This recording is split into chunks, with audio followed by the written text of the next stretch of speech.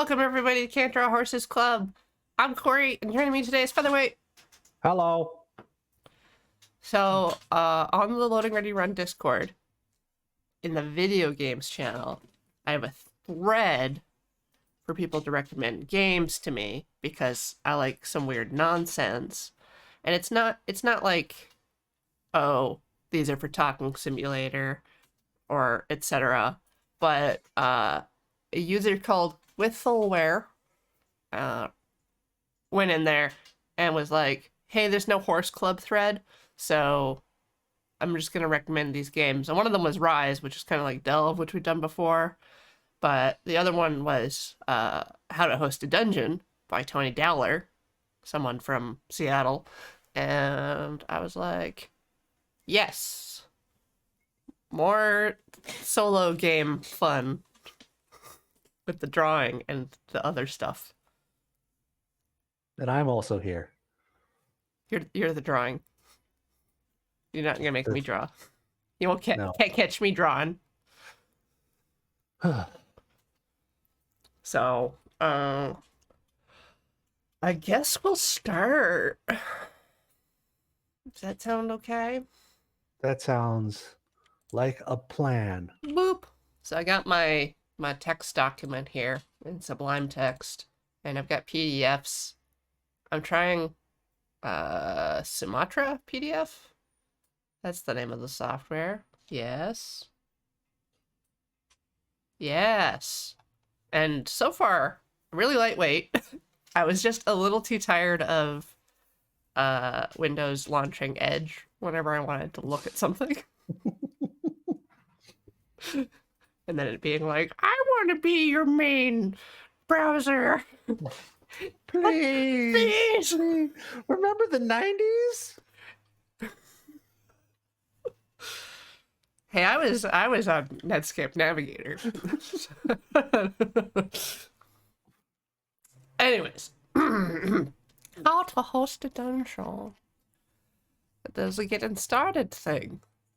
So, what this? How to Host a Dungeon is a solo game of procedural dungeon creation. It's a game, but it's also a pastime. How to Host a Dungeon, a game of creating maps, stories, and worlds. Since it's a solo game, there's no wrong way to play. I recommend you print these pages out. That's what it says. There's some symbols. We got a black color token. These are populations. We'll be adding populations to things. White tokens is treasure. So black, white. Okay, we got two things. Then there's a little star for special bonuses. Magical enchantments, tricks and traps, grand ambitions, or anything else that gives one monster a special advantage over another. And then there's like a little sun symbol for epic treasure. It wants us to use glass beads. We're going to be drawing. I'm going to use the magic of digital art to create as many tokens as we need. Yeah, but we will be using dice. Yes, I bought special dice. Behold just for this. The dice. These are the dice I got. Oh. Which are... You know which ones I want. I know, but we'll get to them. I bought these dice special because they look like magical gemstones. They have hollow foil embedded in them. Yeah. They're very cool. And then I found these, which I love so much more. Yes! They're so good! My cheese dice! I have seen, like, cheese dice with, like, little holes in them or, like, a printed pattern. But these look like no-name brand dice. And I want them. I want, like, a bed of them that I can lay upon. They just bring me such simple joy. They're so far away, I can't have them. They're just so legible. All right. So yeah, since we're digital, most of the supply stuff we don't need. When the rules say to draw something, draw it. Okay. It doesn't matter if you draw bad, the rules say. And if the rules are confusing, just do what you want. Sounds like us. Dice come in many shapes. These are example dice. We're starting off with the primordial age. So the dawn of your world. So we're going to make a side view of the dungeon. And the first thing we do is roll a d6 to pick one of these side shapes. And then we start going through and rolling what have yous. So let's make the first roll of cheese dice that matters.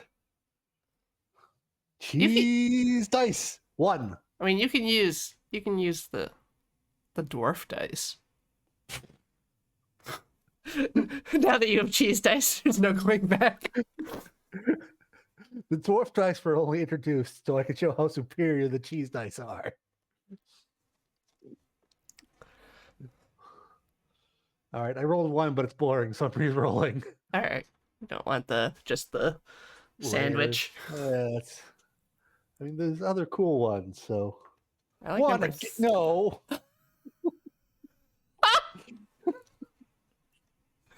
It's 5, so we get the one with the chip out of it. Hey, the crevasse. This little divity thing. Whoop, whoop, whoop. All right. So, on to the drawings.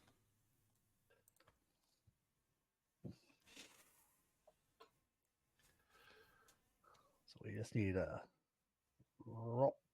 You're going to leave that little man's there? That's going to be our guy token. Oh. All right. Then, what is it? Perfect.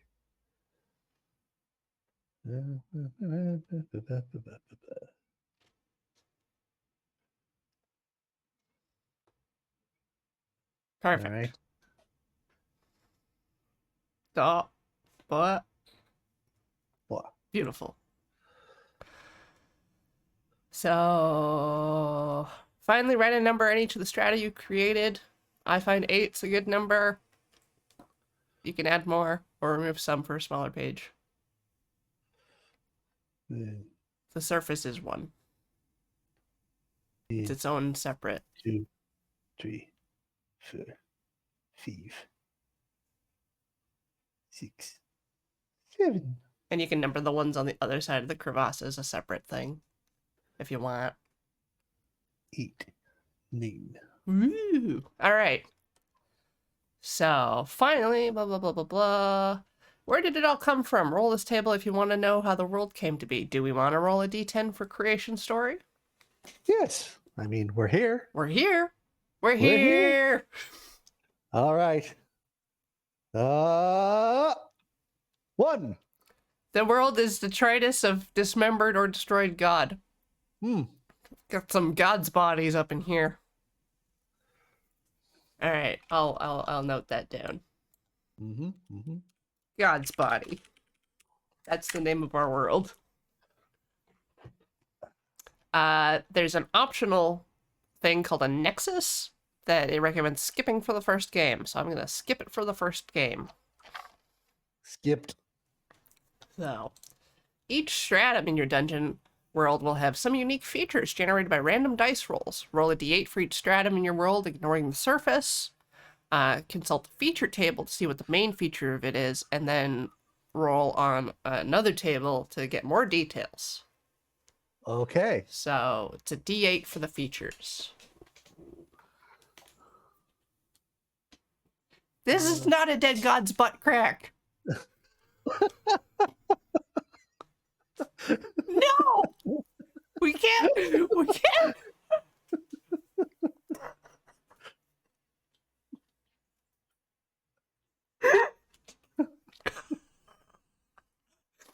Mods!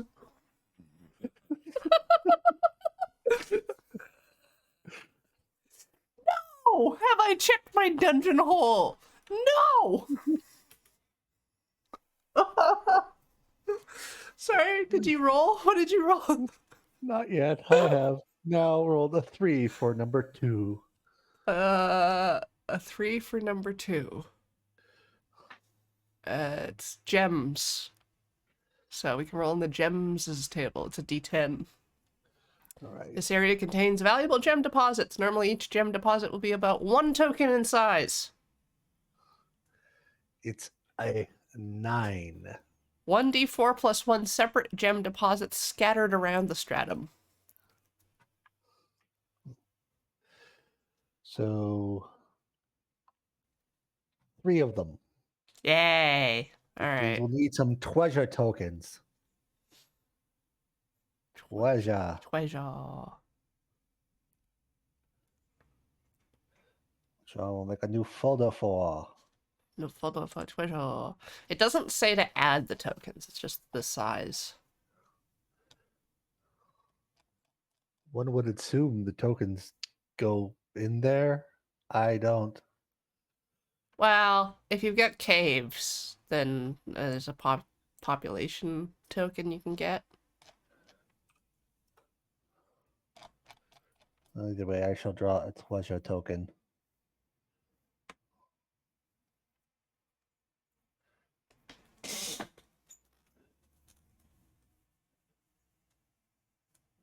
Yay. So shiny.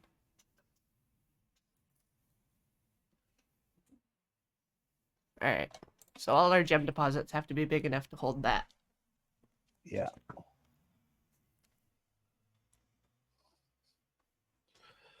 This is not what Tolkien meant by the crack of doom.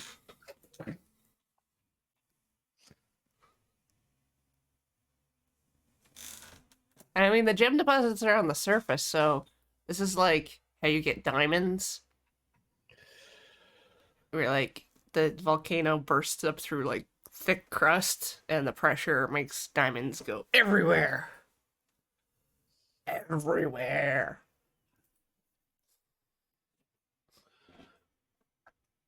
So much compressed carbon.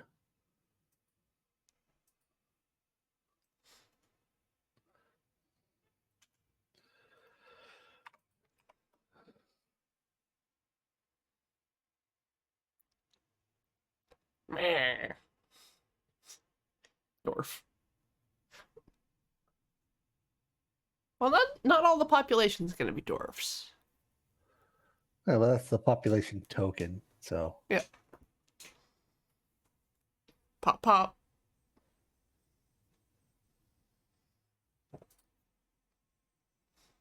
sufficient. Of course there's an evil taint in Mordor. What kind of question is that? Whole place is nasty.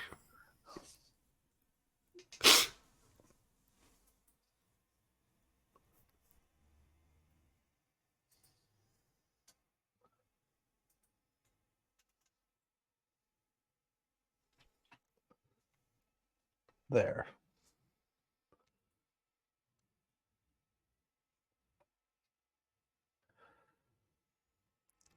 Okay. So where are we at with layer 2 has 3 gem caves. yeah. Or valuable gem deposits.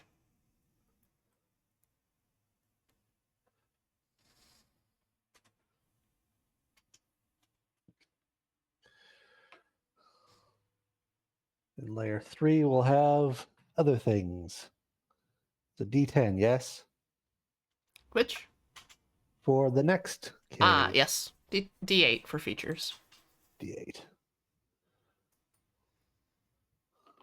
4. Water. So, Water. rolling on the water table. That's a D10. This stratum contains water, be it an underground lake, sea, or river. If you have one, use a blue pen to indicate water. 10. 1d4 plus 1 token-sized caves containing water and connected by tunnels or underground streams. Ah. So we have to do drawing. I Wow, see. that's what we would have done for the last one, too. I'll get around to it.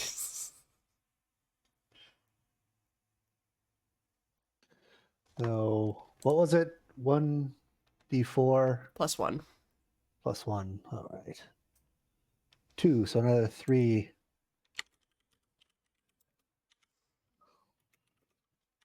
So we have, and they're connected.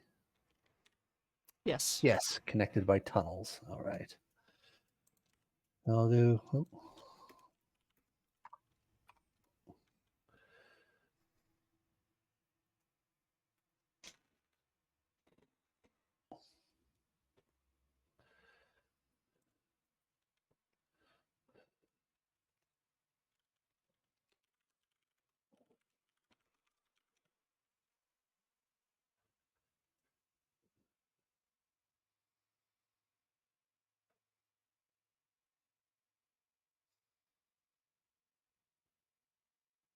Ooh.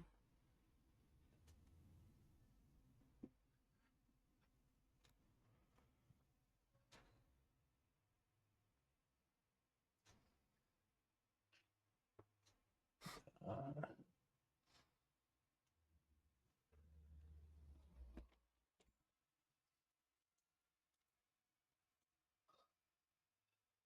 just a lake and a waterfall. Majestic.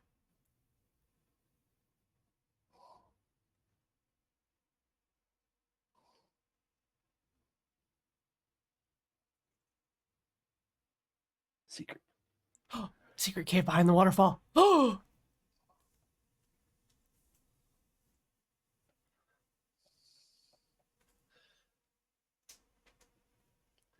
And oh, a third water.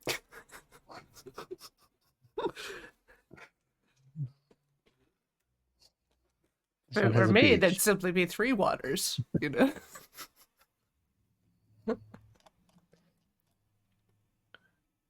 Little fish that are blind and weird.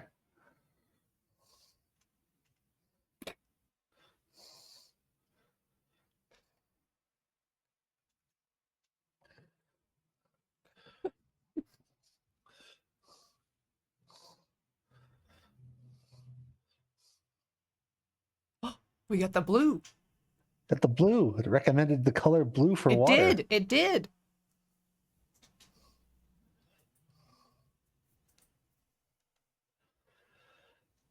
All right, all right, all right.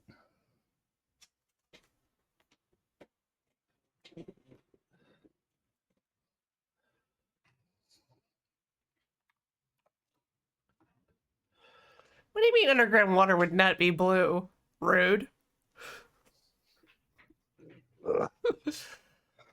All right. Next stratum. Stratum 4. Oh, you gonna gem cave? I'll just add some KBs. Yay. Just to,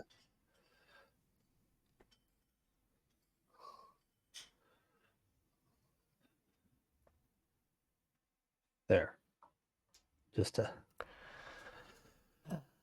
for the form of the thing. All right. 1d8. 1d8. 3. Caves. Roll on the Caves. caves table. 1d10. This area contains some caves. Draw the caves as rooms as indicated. Draw rooms, whatever shape seems right. For tunnels, draw a 10. line. Roll again. Distribute 1d4 population among the caves drawn. These are primordial monsters. So we need to do 1d4 monsties, Yeah. which was 1. So 1 monsties, and I think roll the d10 again for the caves. 10.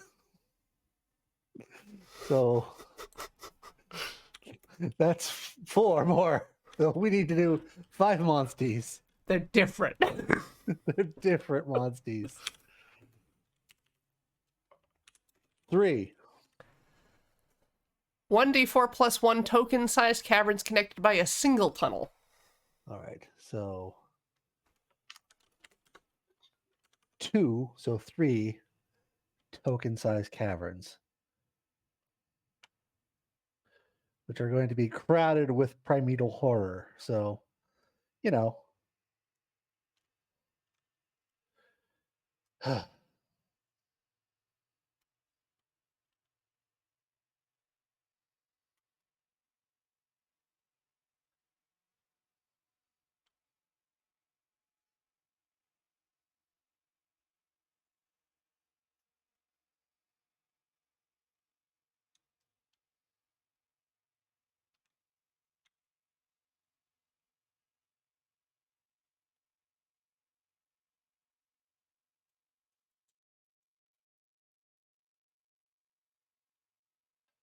Also, this sucker goes like all the way across. Yeah, I know, but they Yeah. only got 3 caves, and they all have to be connected. Yeah, you could just have one long squiggly tunnel all the way to the right. Fine. I'm drawing it again. And here we have the spleen. This one can have the first monster in it. I don't know, it can be the underground Grinch. Is the Grink there? The Grinch.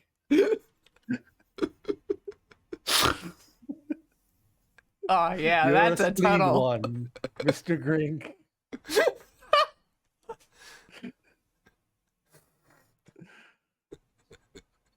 The Under Grink. The Untergrink. We stay away from the spleen tunnel. It's got the Undergrink.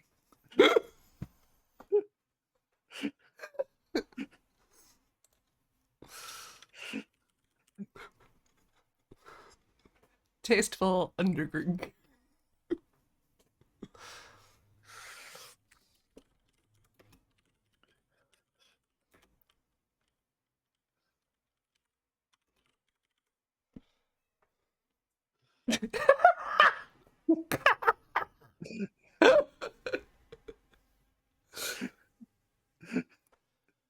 He's got a whip for his little doggy, right?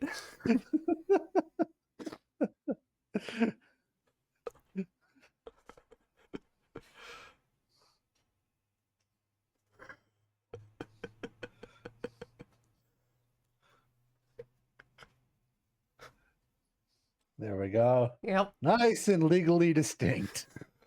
The Grink is pink.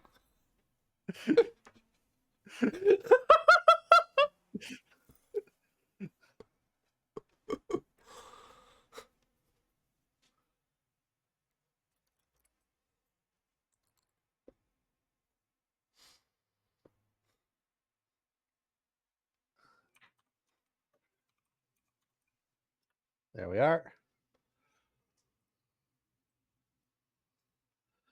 And we need 4 more Yep.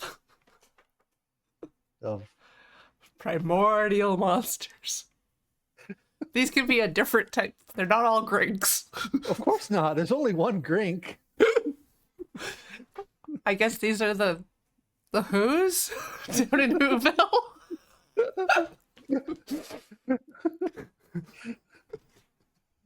The Whomsts. The Underwhomsts. They have little noses, right? Yeah, And then they have noses. And a thirst for blood. they're primordial poops. The wise. Little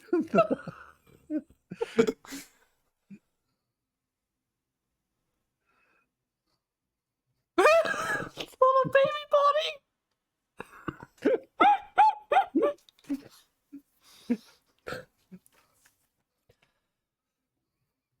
What's the... Is it... Homestar has a character that's like a blob with little blobby, like balloon features. It's like red and yellow. Oh, the cheat? No. Bigger than the cheat.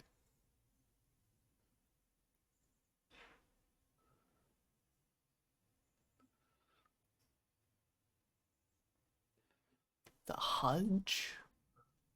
I gotta Google this.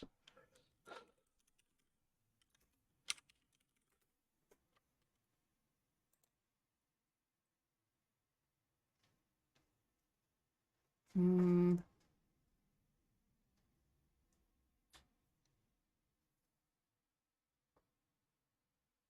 Well, guess I have to look at all the characters in Homestar Runner until I get there.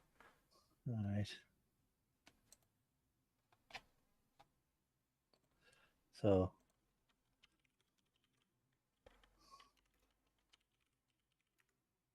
It is Pom Pom.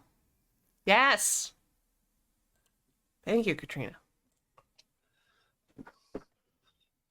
So these are the hom-homs. These are the hom-homs down in Homville,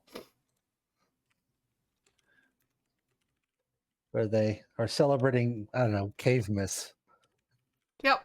It's It's Cavemas always every day. It's always Cavemas in Hom-Homville. they can worship this black obelisk. That's how they know it's Cavemas, because the obelisk is there.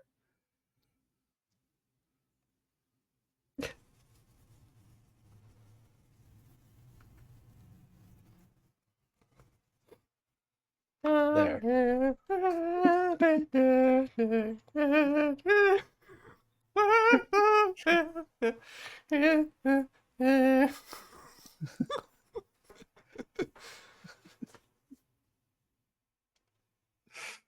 There. Next stratum. I can see why it only recommends like 8. Yeah. All right. All right. D8. Cheese dice don't let me down. 1. Or Or. D10. Oh. This area contains deposits of valuable ore, such as iron, gold, or mithril, useful in the creation of tools and artifacts. When you draw your ore, consider using a different color pen from what you've done in other features. 3. 3 is a vein of ore running the full length of the stratum in whatever direction is longest. Oh, it's so long. It's it's like the fudge layer in an ice cream cake. Oh. It's got the little chocolate bits in it. Or it could be jam. I like a nice jam in Like my a cake. jam filling, like kind of like a black forest. Oh, yes. All right, we'll use a ready red.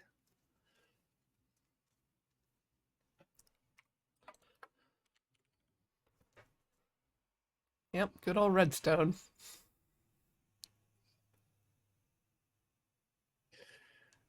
It's the deep cherry filling of the earth.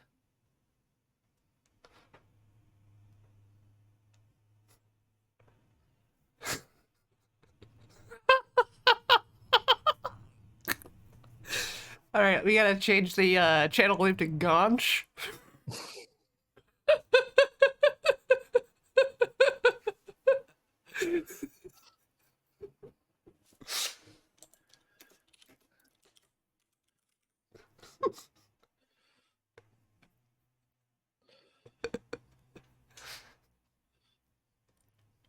Rich veins of Ganch.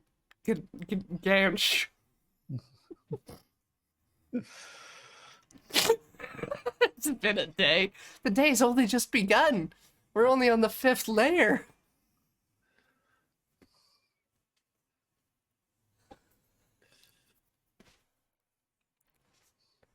Green Ranch? No! Why would... I'm pretty sure that's what they're selling on Big Macs at the moment. Granch? Grant. All right. Oh, garlic ranch. That's why it's green.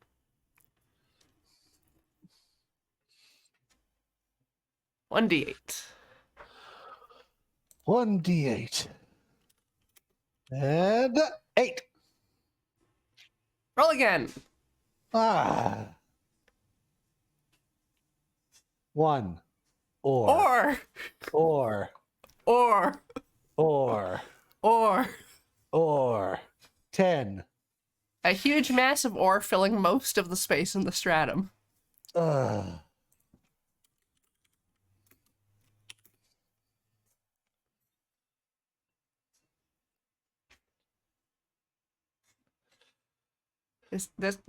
Okay, so in the 7-layer dip, this could be like the queso.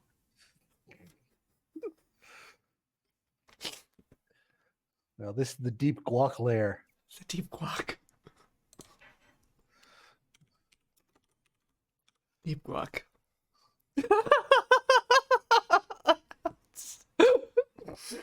Yeah, I'm just thinking about this giant pocket of guac. Close to the mantle so it's nice and warm.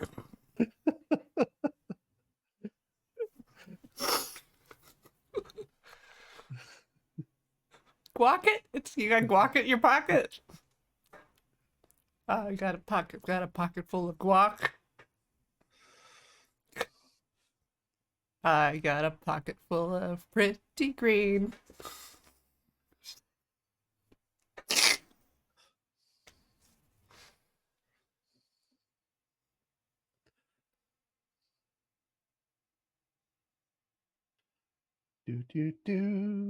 Texturing guac. Then the next layer has to be toast, right?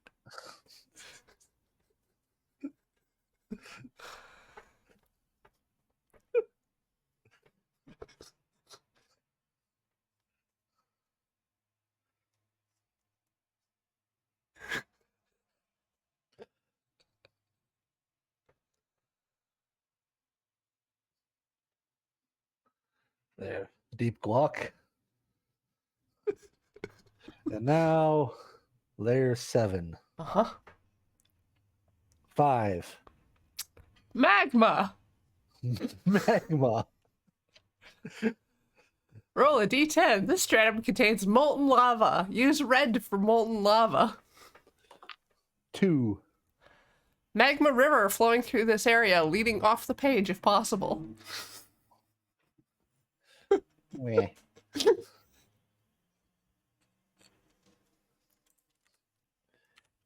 Meh.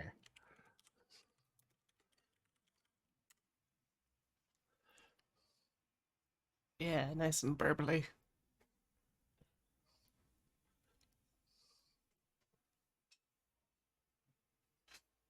It's good to put a warning on it. All right. Now we're back up to the top with layer 8. Yep. And 7. Roll again. What? There's only... Why aren't we just using a D6 for this? I if There's know. only 6 I options? know. 6. Biome. Roll on table Biome. 6. Biome. These caverns contain a thriving ecosystem, utterly unlike that on the surface. Label your biome on it if you like drawing some vegetation. It's a D10. All right. The 4. One huge cavern filling about half the stratum with a biome in it. And we can roll a D6 for biome if you don't want to just make something up. Let's roll the 6. And 4. Alien. That's just okay.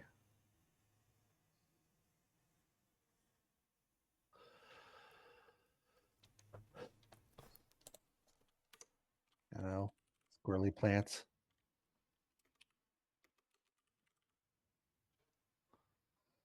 Mm-hmm. Nothing more alien than fiddleheads. Nothing. They're unnatural. Look at them. Ugh, all curly. What are they thinking? You can't tell.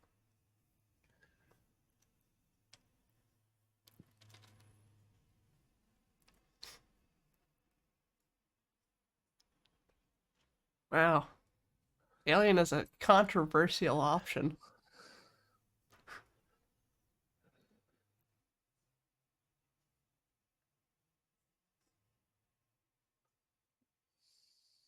This could be one of those situations where it's like most of the planet has carbon-based life forms, but these are arsenic-based.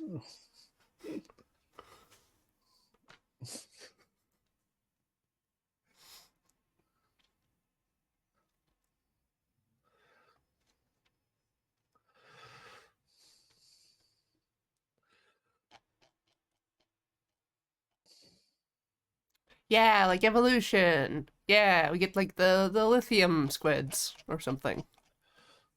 No squids.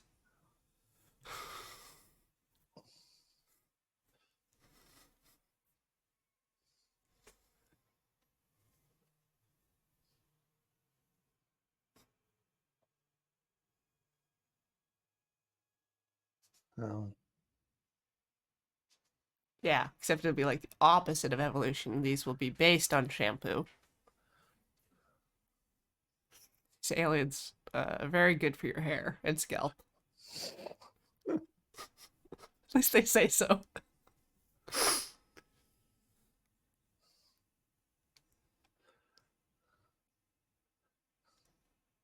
yeah, this is a place where everything wiggles. Very unpleasant. Mm-hmm. Yeah. Yeah.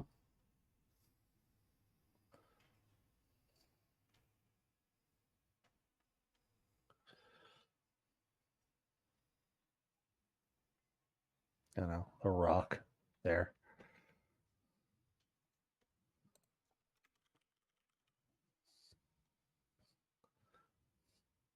Wiggle Cave.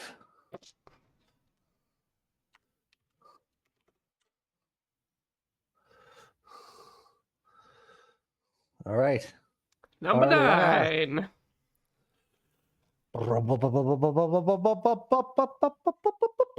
3. Caves. Caves. Roll a d10.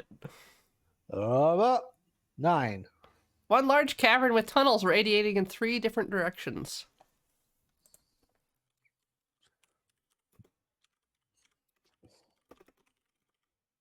Spider cave. Spider cave. It's only got 3 legs. Spider cave.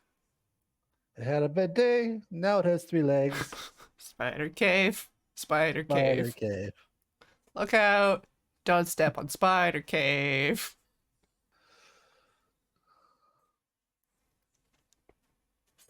There. Finally, roll in the surface features table to determine what's on the surface of your world. Draw or label the features described. The drawing does not have to be detailed. Good, because it won't be.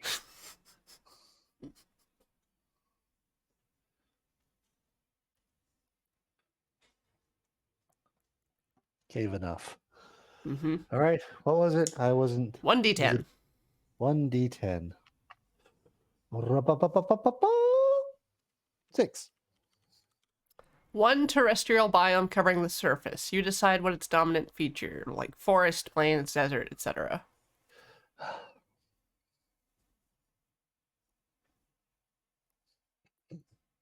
There's some nice normal pine trees or something, scrubland, rocks. Just rocks. Just rocks.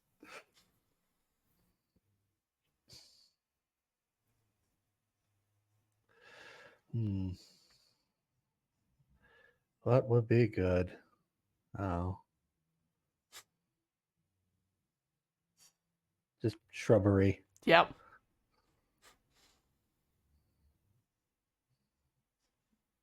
A lot of shrubs around the crack. Yeah. Just, kind of a little bit hairy.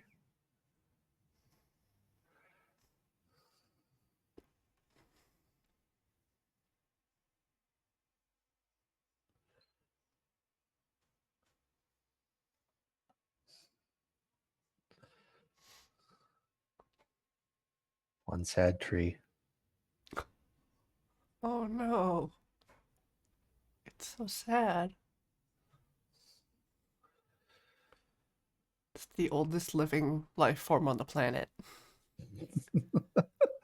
That tree is 2,000 years old.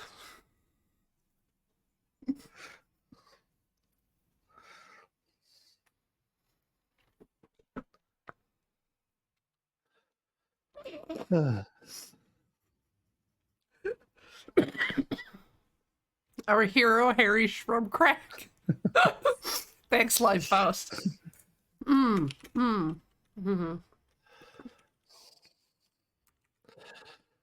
Okay. This is our world. Okay, so this is all one age. And then we're going to The go on age top of the of that. Grunch.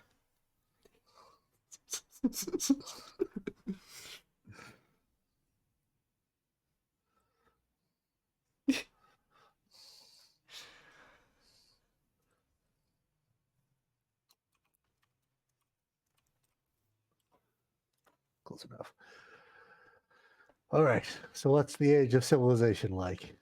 During the Age of Civilization, a people rise to dominate nature, rule for a time, and then vanish, leaving mysterious works that will last the ages. So, we're picking Dwarven Civilization. Civilization.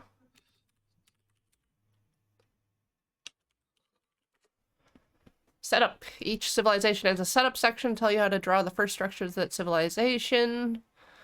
You will draw rooms of various sorts. Bigger than a bead if the rules say.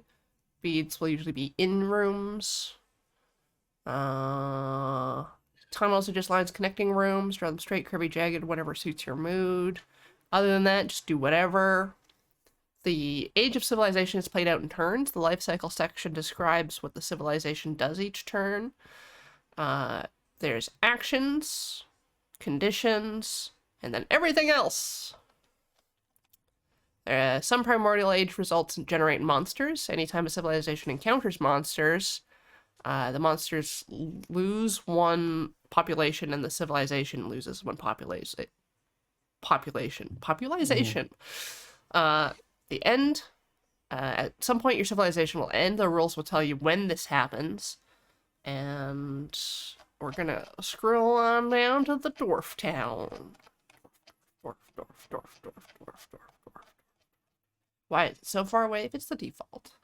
When the Dwarven civilization spawns, follow the setup instructions. Then play out the Dwarven civilization life cycle each turn.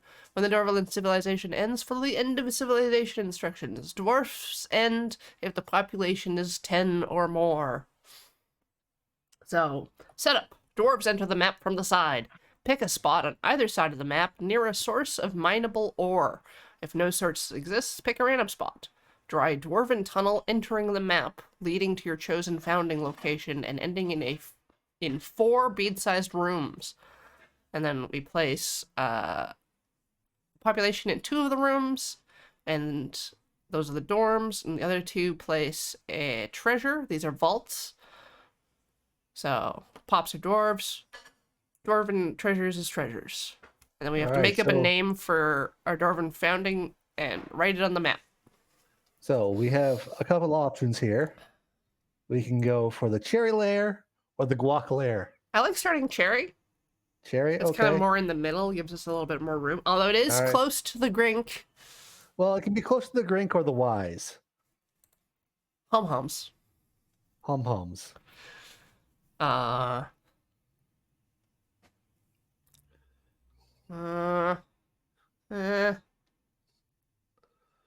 Left to right. Let's do left to right.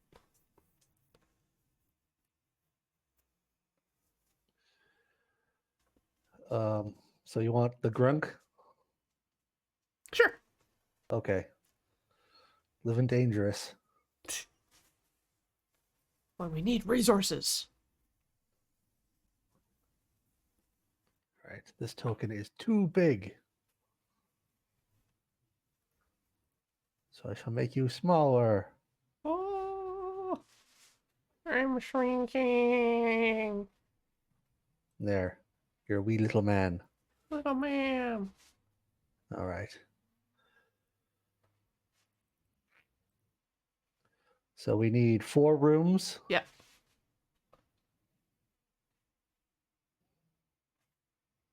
Four dwarf rooms.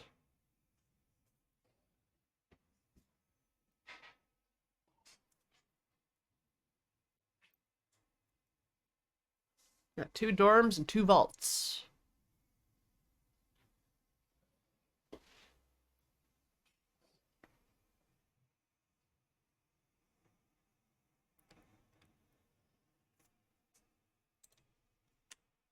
And while we're doing that, chat can help me come up with a name.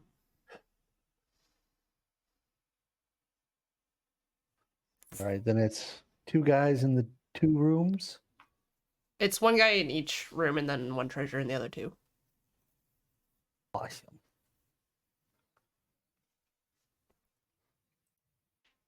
These are the Gansh dwarves. They love Gansh. Vetoed. Oregon?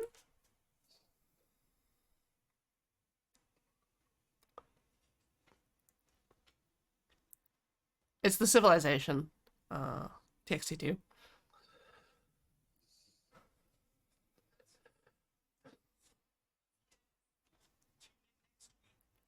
Mm.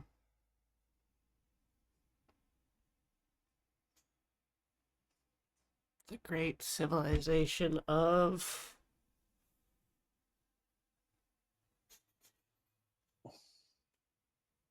stone. The stone dwarfs.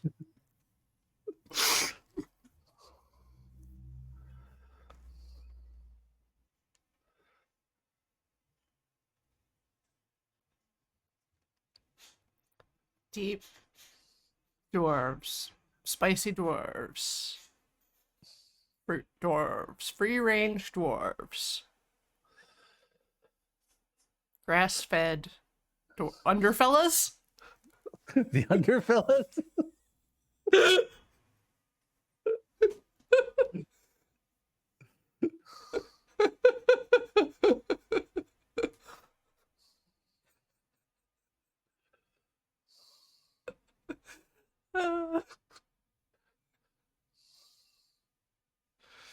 Yeah, I'll throw that in. Underfellas.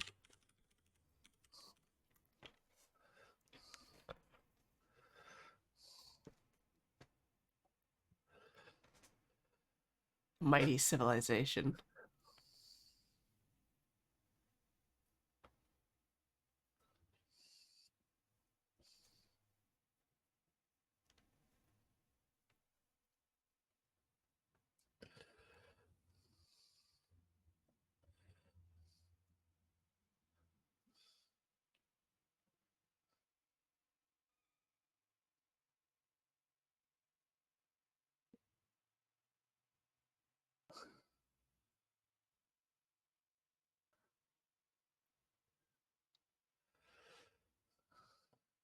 All right. I've created a caste system where there's good rooms where they sleep on stone slabs, and the bad rooms where they sleep on crappy rocks. Okay. So now we do the life cycle of the civilization. The first step is expanding. So we add 1 to the population. So I pop out a new baby.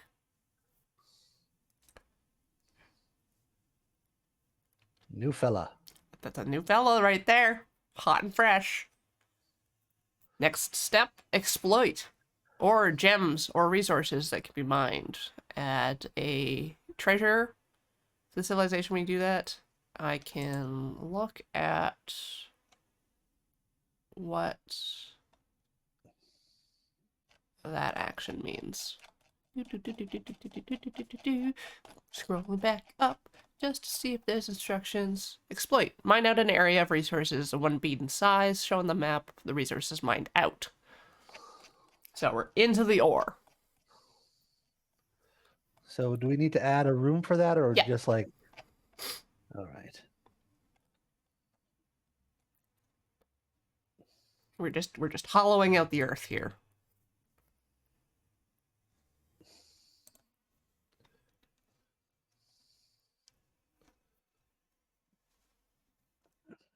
I'll just put under there.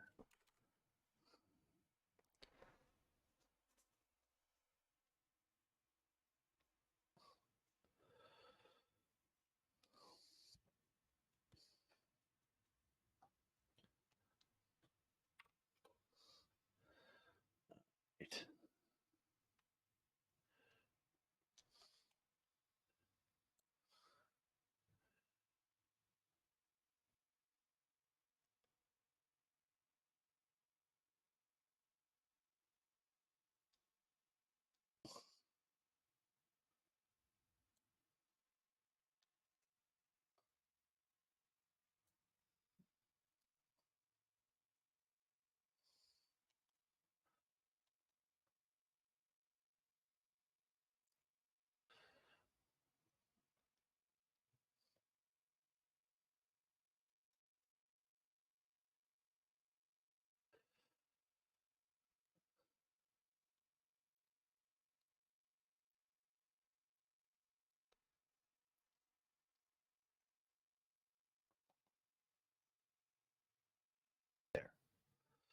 And we get an additional treasure.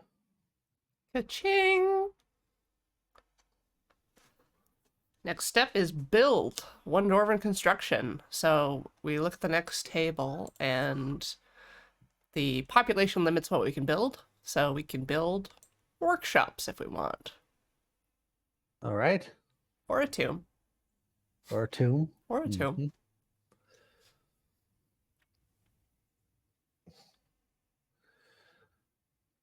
So I guess we'll add a workshop. What are the rules for a workshop? It just says workshops. Reading, reading, reading, reading, reading, reading, reading. It doesn't say.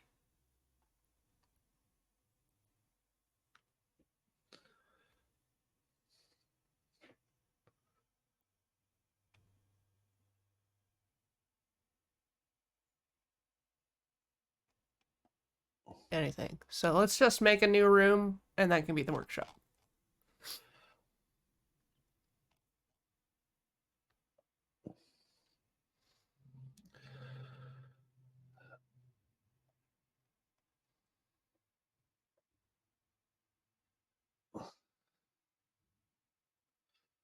We can get craft industries later.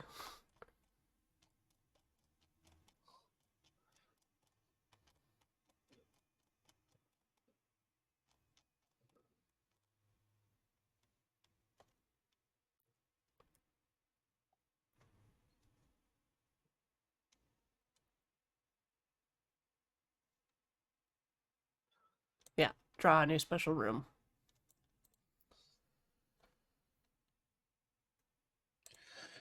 All right. So workshop need a little table.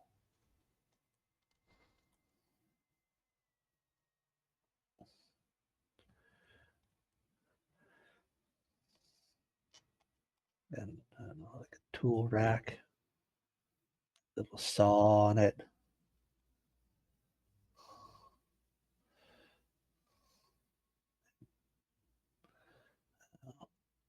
Something that goes like that. Dwarf tools.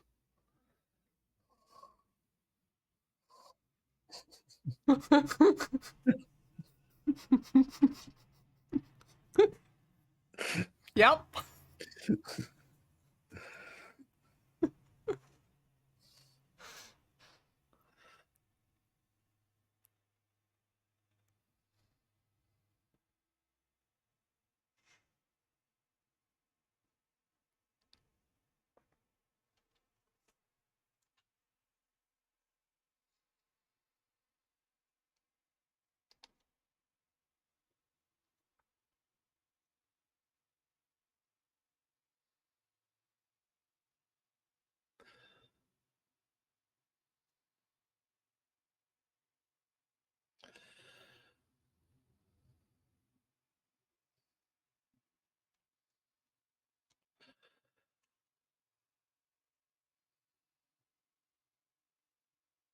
There, a workshop. Dope. All right. Next step in the life cycle is to check if civilization is over, which it's not yet because our population's 3.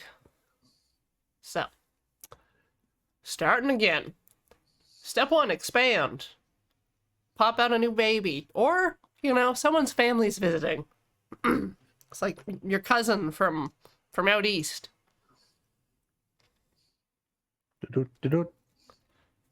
So we can either exploit, or if we don't want to do that, you can explore, which is to basically build a tunnel that's a finger length, which is roughly 4 tokens, in whatever direction we want.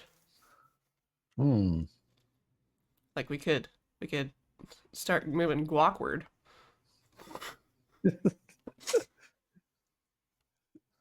Sure, let's see if we can tap the rich vein.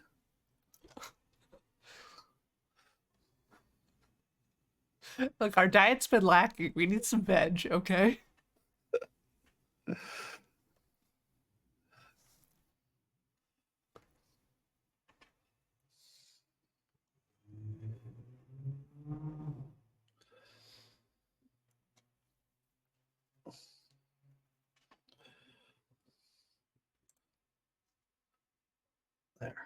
Nice. All right. Next step is build. So we build a drinking hall, which gets a special little symbol on it, like a hat, to indicate that it's fortified. Hmm. All right.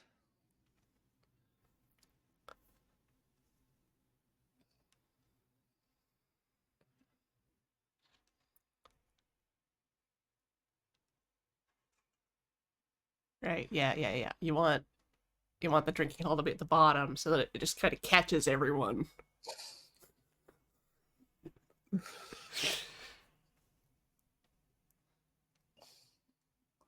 It's like a lint trap for dwarves. Yeah. Because they're all just tumbling around in there. And you want them to like divert into the drink hall.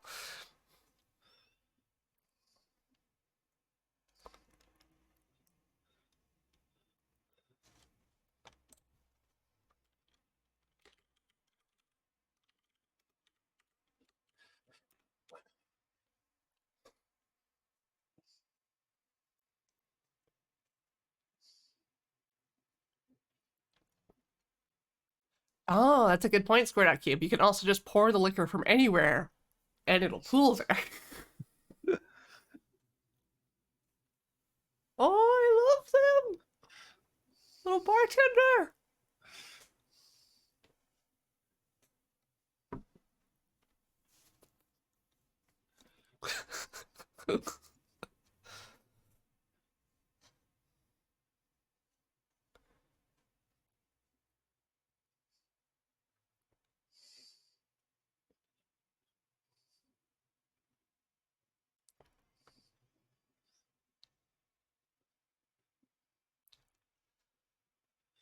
Yep, we just pan over. Generic tavern music plays. There's no bard. It's just like Walla, just like and the clanking glasses. Tink.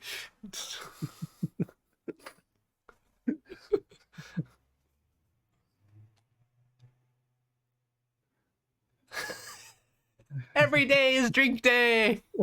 Woo! That's a reason to throw a party right there.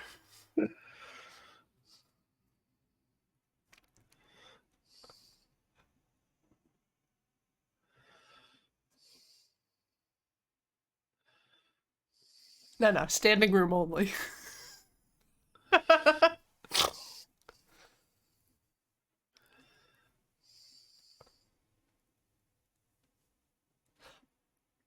Oh, you're gonna have them arm wrestle? No, this is Oh yeah. Oh yeah. Fill her up.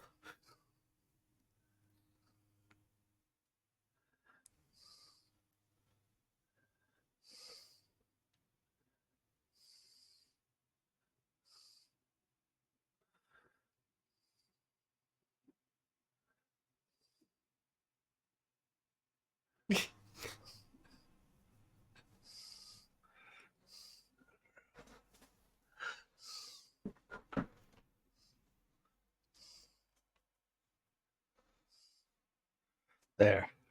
Sweet. Nobody has problems. No, not with this much alcohol. All right. Now we expand. Do you want to All right. pop a baby down into that drink hall? I think someone deserves to be there.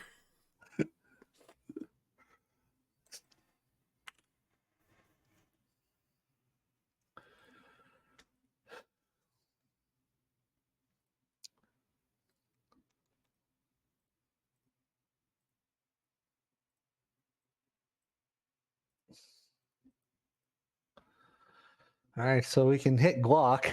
Yeah, you want to exploit that guac? I'm not sure we can exploit it, but we're pretty close. We can explore again, or whatever. Yeah. Add a little extra finger to that. Yeah. Yeah.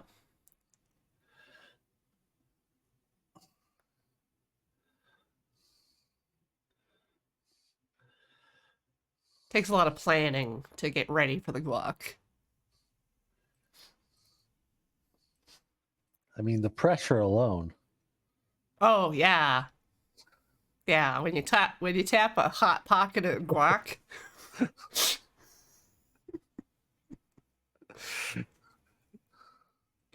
All that flavor's got to go somewhere. Yeah. All right. So, building, it's time to build a trophy hall, and we get an epic treasure. So you want to Ooh. tie that to the vaults or put it near the guac? Oh, yeah, we could probably just line it up with the other volts. Yeah. So, hmm.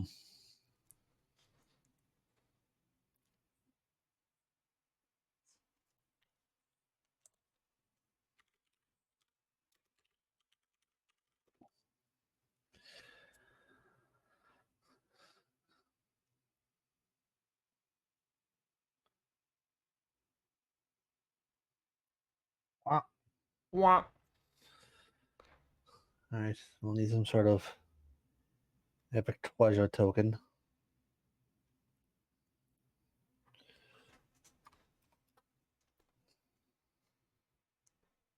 The core of the Underfellas society. The great stone. The great a bowling trophy.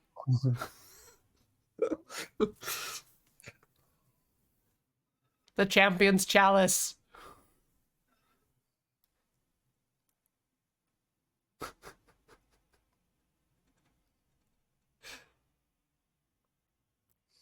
They've never found a cup that holds that much beer before.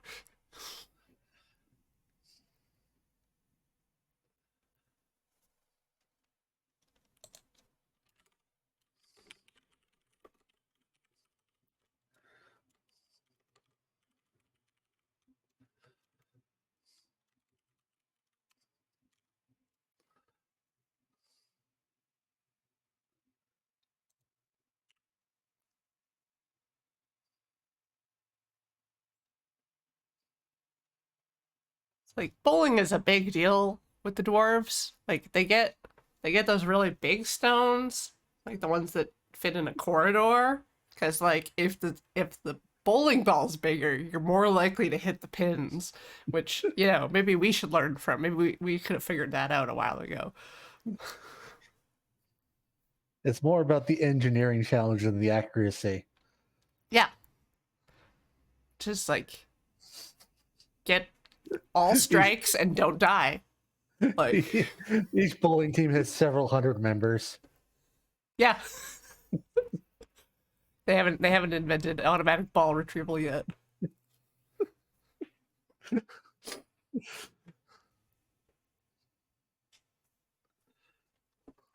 All right.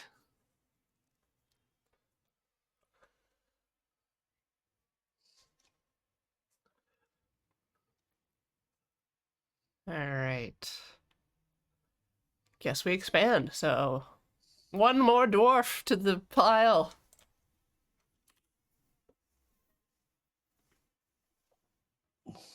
Okay. You there. Multiply. Yep. Uh, want to tap that guac? All right.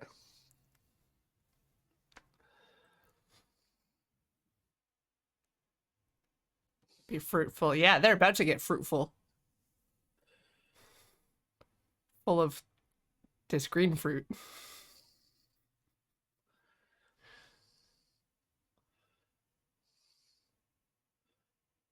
Just a deep, fatty vein in the earth.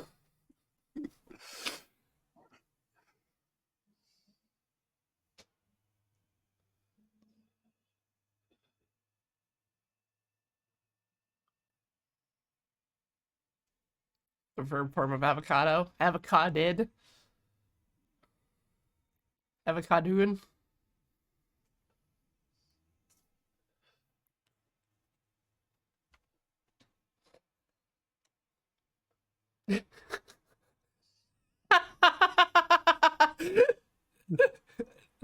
A geyser. Woo! Thickwood gold.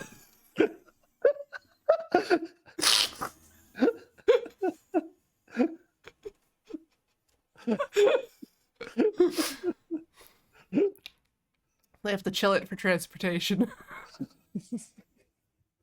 just like natural gas.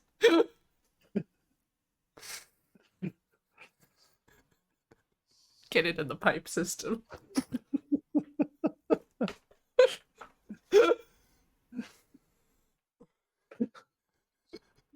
Pump it to the dipping troughs.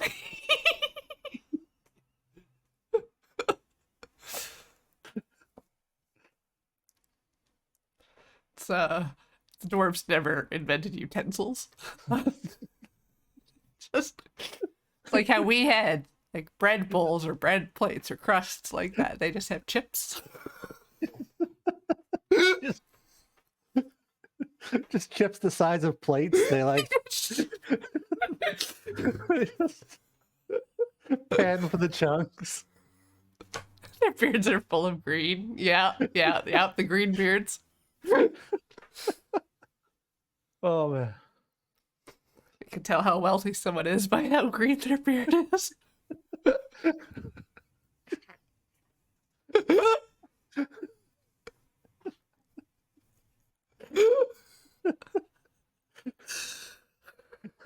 So we get another resource for that. Another treasure. What a...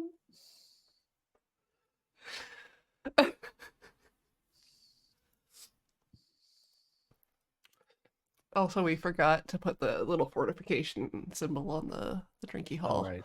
Well, it's like a little Chiron or whatever. Yeah. Kind of like lives in a little rectangle separate from the... Yeah, that'll work. Certified, fortified. We got our fortifications certification. All the inspector came by. So we got an A+ fortification certification. It's the guac moat that put us over the top. Hey, we should put railings on the Guac River. A rustic sloop. Just have the... It's a Guac tube.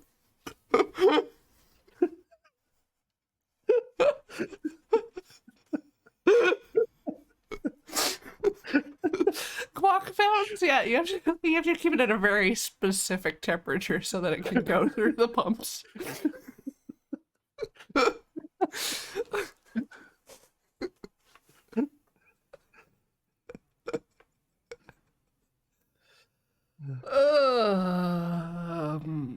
Should we take a break? If you like. I think my lunch might be available, but I'll check. Okay. Yep, stand up, stretch, get water, Right, breathe a we'll just little. pause at this golden age of civilization where the guac runs like water.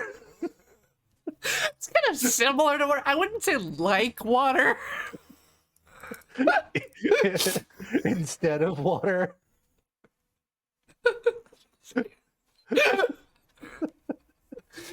Which they also distill into guac beer. The guac fermentation process is very long. A smooth finish.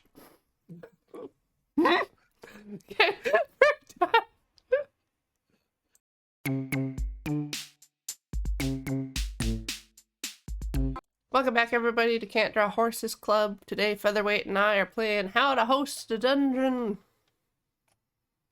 We're in the age of civilization. Well, we just had the industrial guac revolution or something. Yeah, we're about to industry.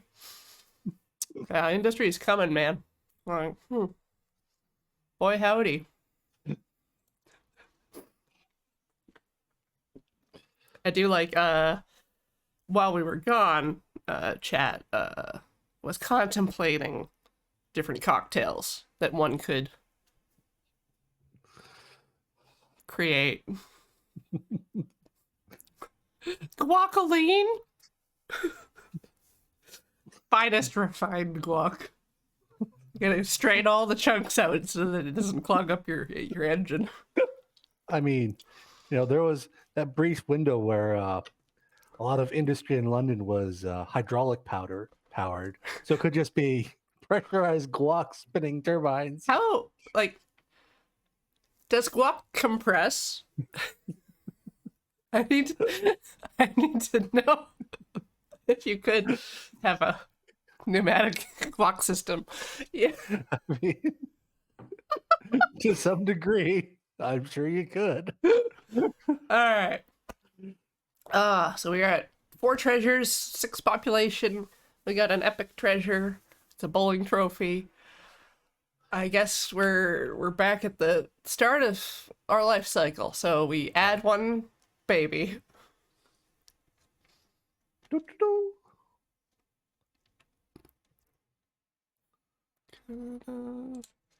Move you down. There we go. All right. Then we are exploiting or exploring. I mean, Gotta tap that guac. we're Gonna need a lot of guac to support our growing population. all right. We can double the guac fields. I want to like miles and miles of guac fields. Just the bucking, the pump jacks, uh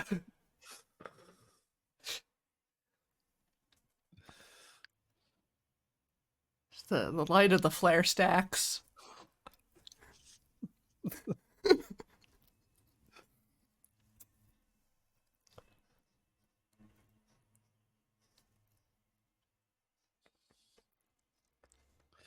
Lord Serrano, welcome. The green is guacamole.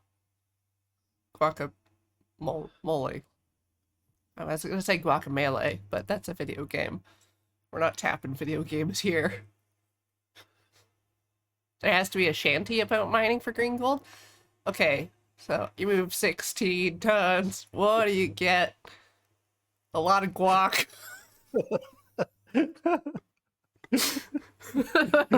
Another day older and deeper and wet. Ugh.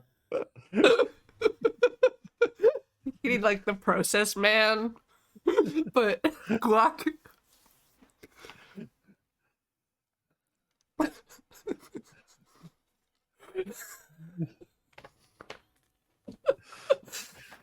It's like how like cranberry farmers have to go out and like they flood the fields. Like there's always a guac leak somewhere.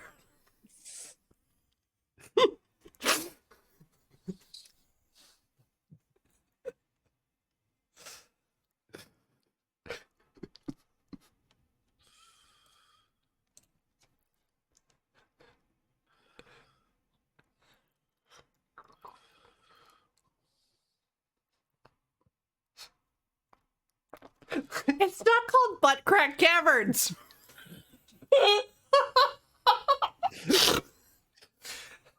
The planet is called God's body. Just because there's a lot of cracks in a body that aren't the butt.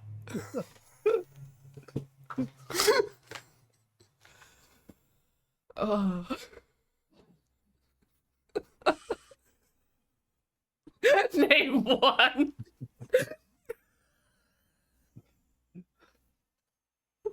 That is a trick. I will not fall for it.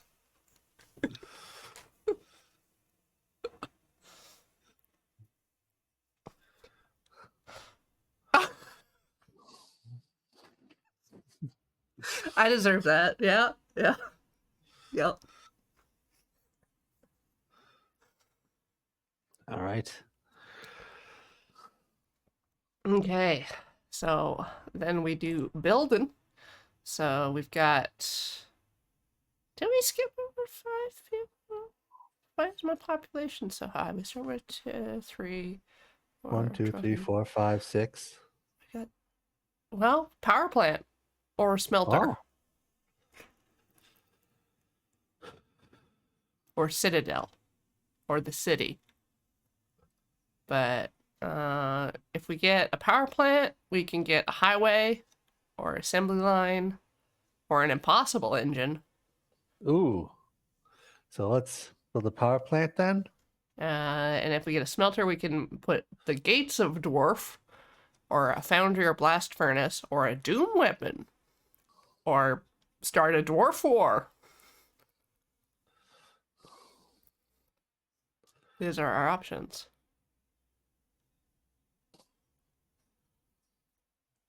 I mean, it all starts with the power plant. It all So starts with the power plant. All right, let's power plant.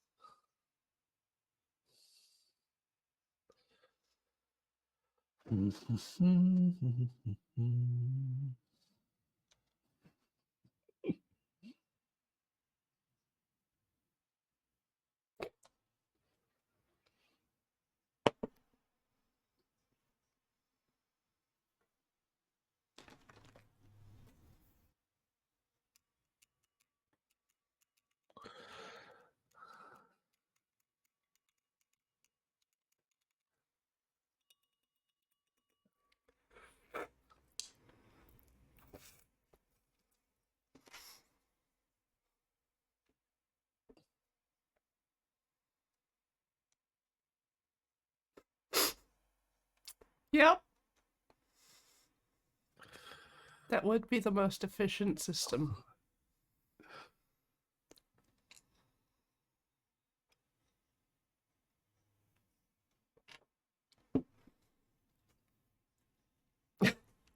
Right, and then you gotta capture it again so that it goes around.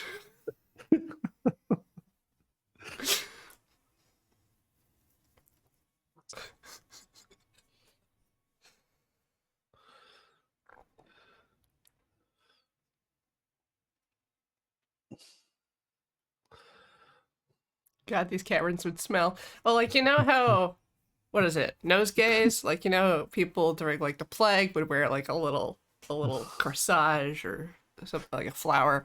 They they just have guac in their beards. So all they're smelling is their own guac and not the rest of the guac.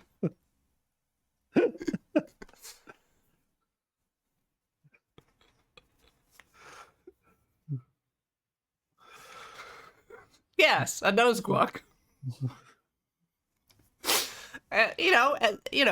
Some people might be out there getting a little guac on the side. Just it's more than one way to consume guac.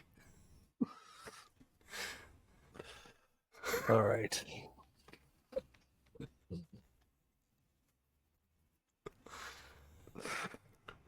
We are now fully powered.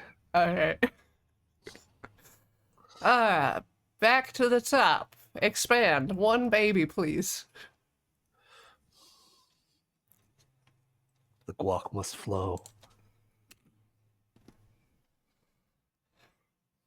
Exploiter explore. Let's explore. We're getting pretty close to the grunge.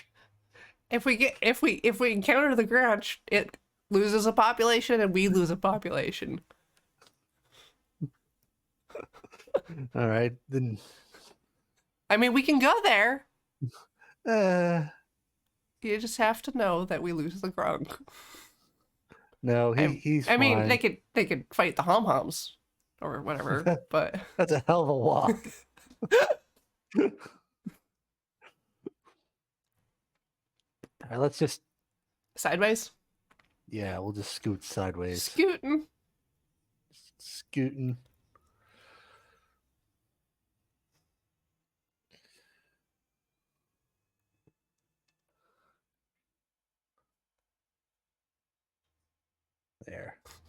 Exploratory bore.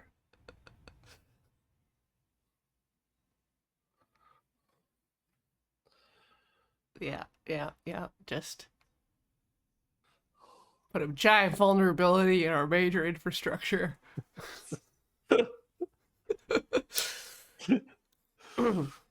So building, with a population of 7, we could build an underground highway or a manufacturing or assembly line.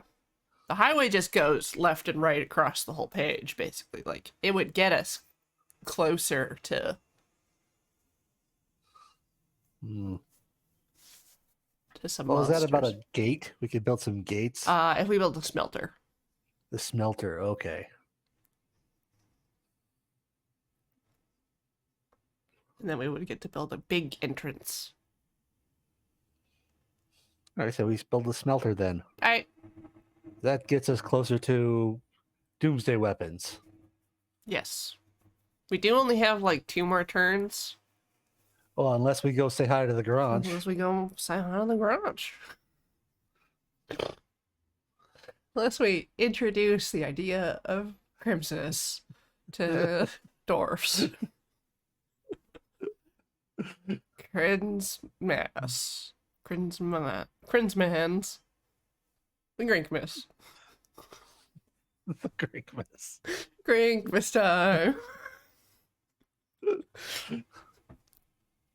Teach the Grinkmas the true meaning of guac. I built my own Grink out of guac.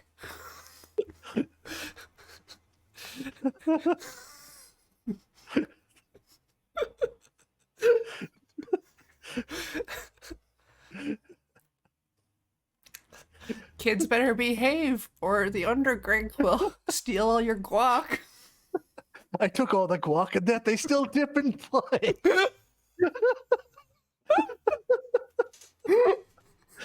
Is this the true meaning of Grinkmas Day?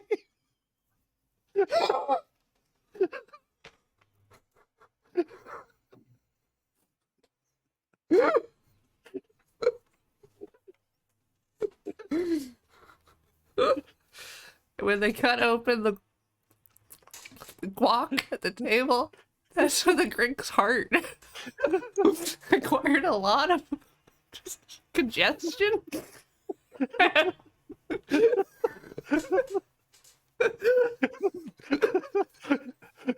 The Grink's heart congealed 3 times.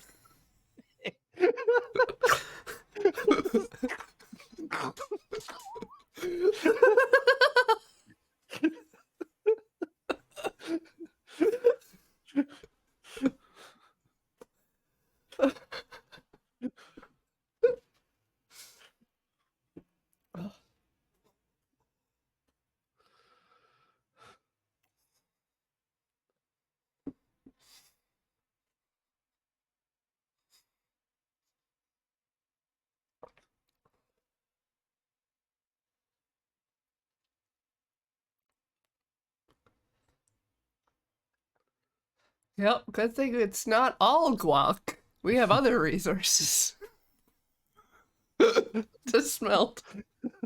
We've got guac and we've got red stuff. Take the halls with guac. I can't even. Thank you, Spork Raptor.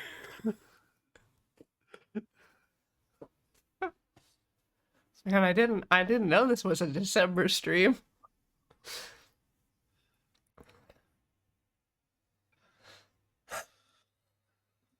We're gonna need Dwarven Mariah Carey to usher in the holiday.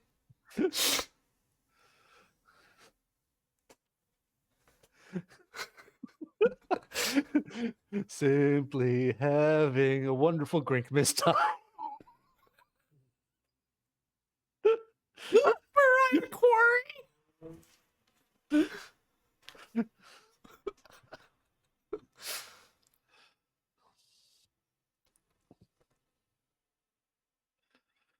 Oh, and we've got red and green.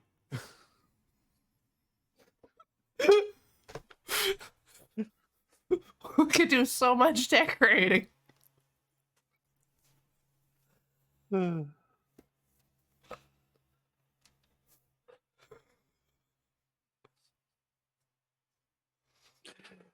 Okay. All right, Smelton. Melton is melted. All right, one more baby. You know, I'm really glad these dwarves don't grow in like a geometric. Like, can you imagine how many dwarves we'd have? Just double it every time. God. All right, at 8, our options. Starting from the main common constructions, we've got citadel, city, furnace, bridge, dam, or cistern. We can make a big cistern of. We need a backup supply, a reservoir. The reserve. We can foundry, blast furnace, the gates, or highway, assembly line. That's it. I mean, I think we can do a gate. Let's build a big gate.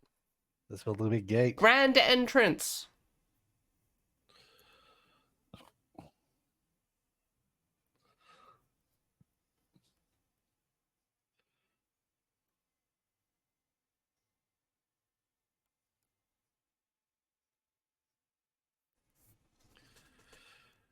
Dun, dun, dun, dun.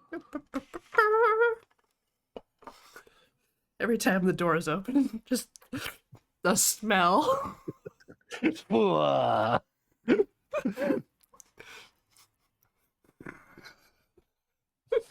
like, oh, that's why they call it God's butt crack. That's why.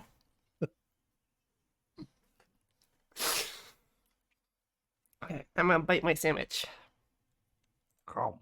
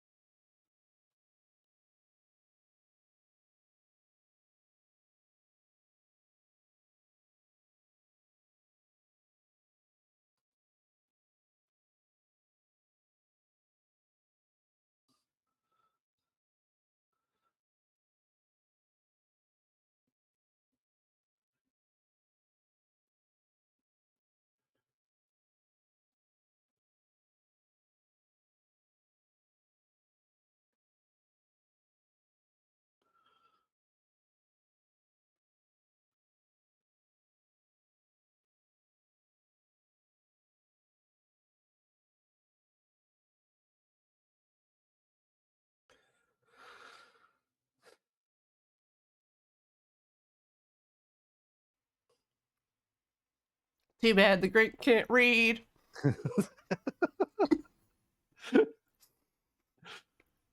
Look, no one taught the Greek to love or read. So,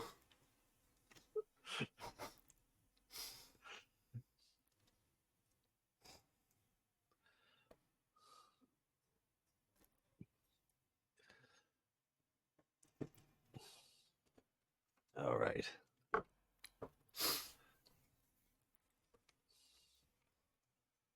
Our civilization is mighty. it's kind of just down in the corner. I'm wondering if the civilization is supposed to take up more space. I don't know. I don't know. This We got room for so many more activities. All right. Expand. Top 9. Exploit or explore or Alright. export. We can export. Start and tariffs. flood the Great Tunnels. Just hook this pipe on up. Like trying to drown ants, you know? Like you do. Just pour the boiling kettle of guac down the hole. All right, so we can exploit some more guac or some red stuff or Yeah, or tunnel further. tunnel further. Tunnel seems fine. I mean, we need All space to right. build more stoof. All right, we can connect up Connect up, and up. get us, and then we're into the greater Yep, the the greater. greater network. The It's greater past our doors, and it network. makes total sense. Yeah. I mean, we don't have to build that up there. No, it just But just because the entrance is in the middle. Like, you never heard of a mudroom?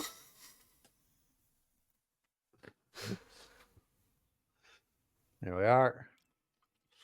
And I think this is our last turn. Basically. Yeah. Yeah. We do get one more around because the check for pop happens after we build. Yeah. So, pop 9, Doom Weapon, Imperial Weapon. Throne Room, Doom Impossible Weapon. Engine. Doom And Weapon. if we build an impossible weapon, we can build another thing. But yeah, Doom Weapon. All right. That's another epic treasure. All right. What does this civilization use to prevent conflict, let's say? Like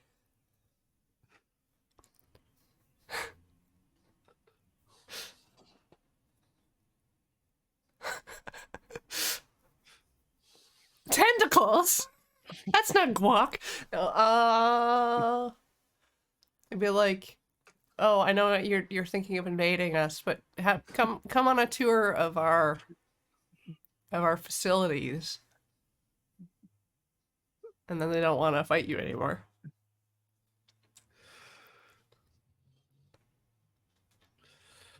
What's a tool that could destroy the world? Cement shoes and a pool of guac.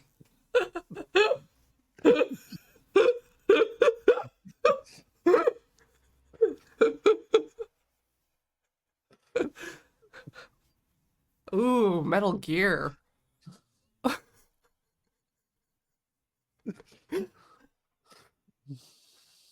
Ooh.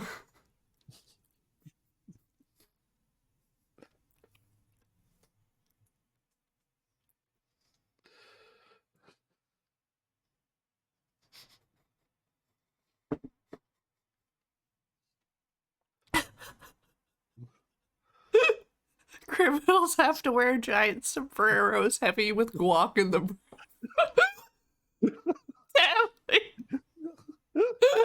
All right. Hmm. I think we'll go with the Guac Punk Super Mech. Yeah. Yep.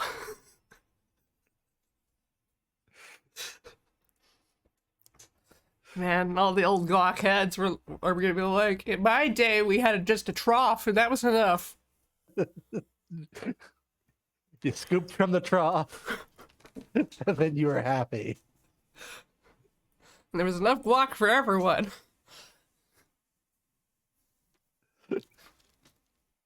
You worked hard, you got your guac, and you didn't complain. And if you were lucky, you got to look at the red stuff.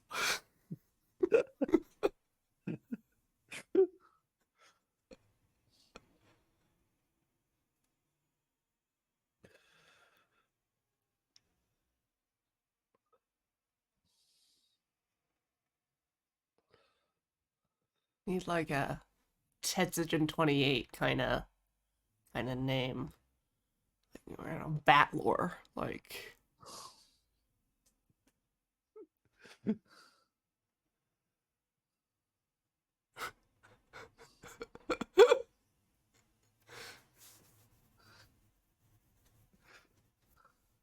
the G machine.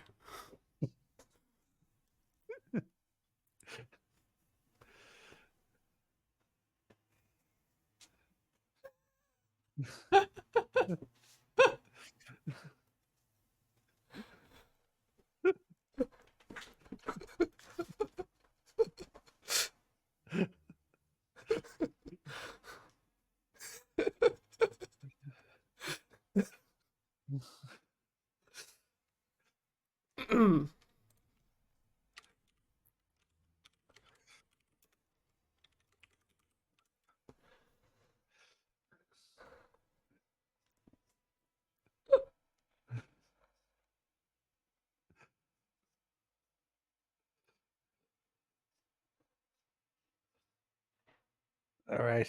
Yep.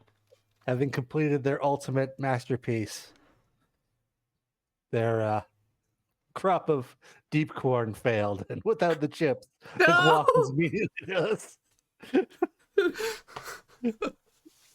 Just not the same.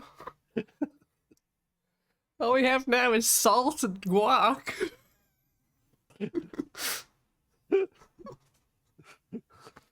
The children are eating rocks just to get some texture. It's just sadly dipping a rock.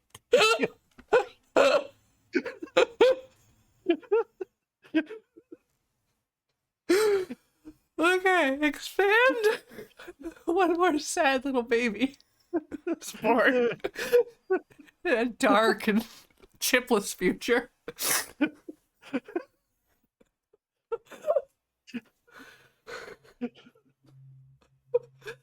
Uh,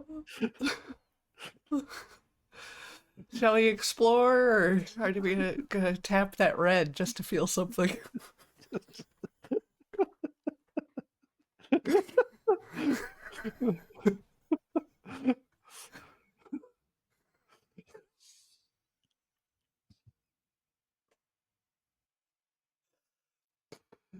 Uh,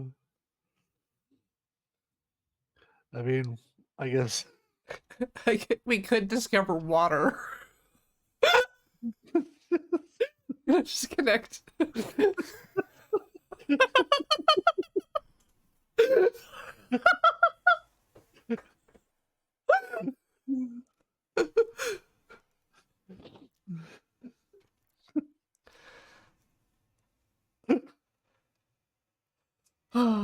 So, having 10 population unlocks basically everything. So, the Dwarf War is new.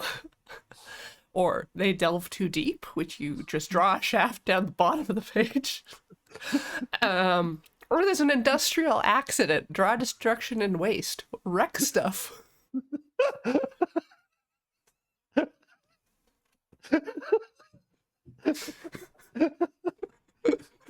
the infrastructure has degraded. Oh no! Guac is flooding the tunnels! Evacuate!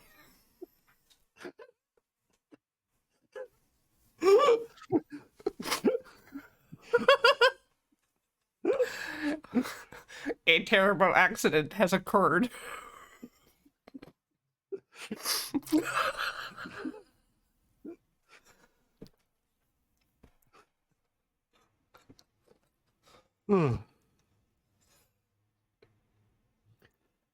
Yeah, they weren't consuming the guac fast enough. Like they were overproducing, and like they didn't adjust their quotas to compensate for the lack of chips.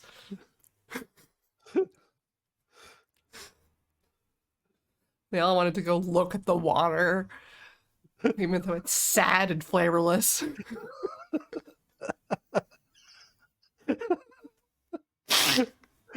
A dwarf goes strange when he's hydrated.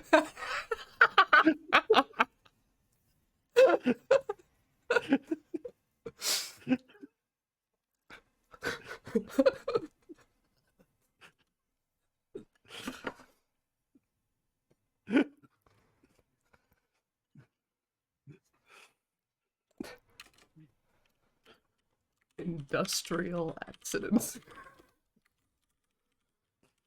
Well, in a one industry town, you know.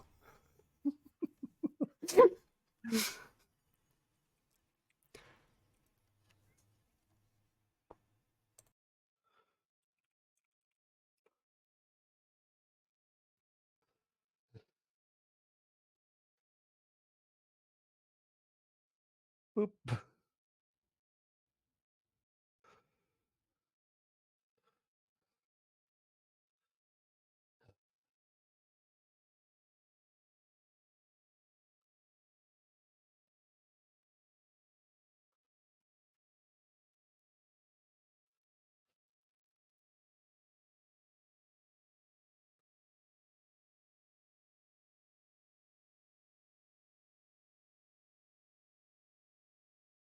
Hello? Hello? Hello?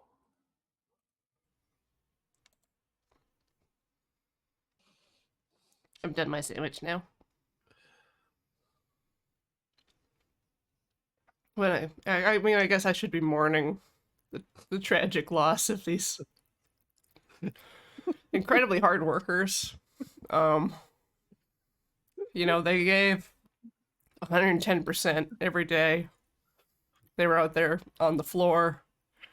Uh, they left it all on the field. Uh, my condolences to their families if any of their families are still alive.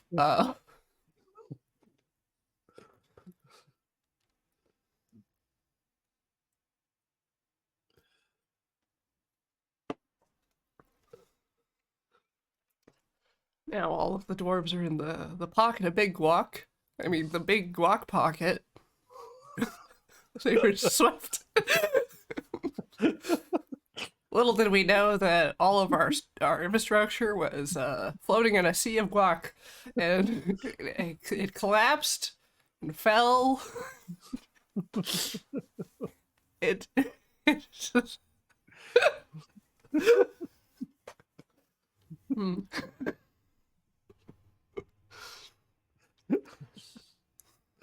This one dwarf survives. It's like the Joker. Like it fell into a, a tub of industrial guac and was changed forever. Do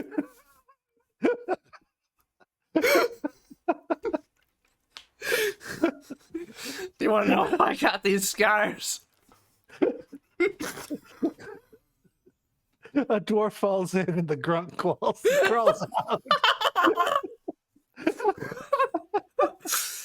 And then the Grink and the Grunk, like, both at the same party, and they make eye contact across the room.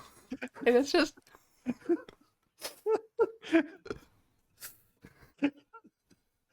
that special connection.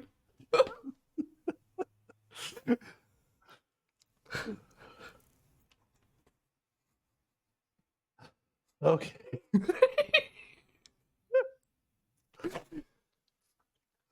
So the underfellas have run their course. Yeah, if the dwarven population is 10 or more, the dwarven civilization ends in a sudden orgy of violence and recriminations. So there was an orgy. The threat of death. Just when you're all drowning. You just need to hold on to some.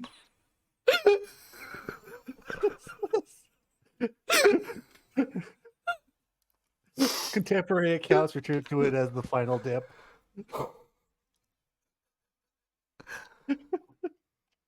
Okay. And now we enter the age of monsters. In an age of monsters, the only law is survival by tooth and claw, by trickery and trap. Birthing monsters. As the age of monsters begins, take all the monster cards into a stack, shuffle them, then draw 3 monsters at random. These are your starting monsters.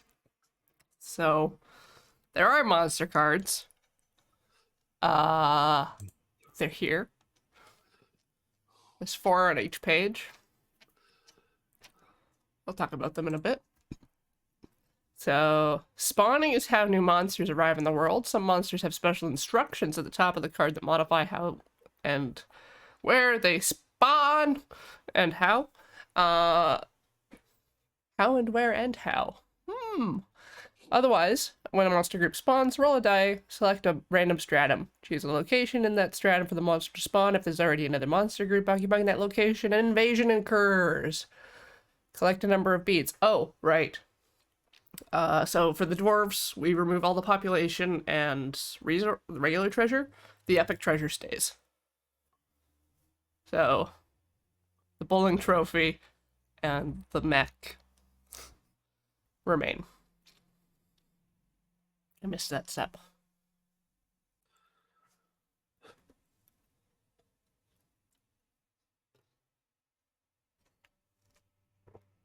So, collect a number of beads. As shown in the upper right corner of the monster card, place them on the map at the chosen location. Draw new rooms to house the beads. If you need to, connect by corridors and tunnels until you have their lair the way you want it to. After you spawn the monster group, put their card on the table and play out their life cycle as described below. So, blah, blah, blah, blah, blah. Monsters fight. Loser relocates. Fight and relocate actions are explained later. Turns.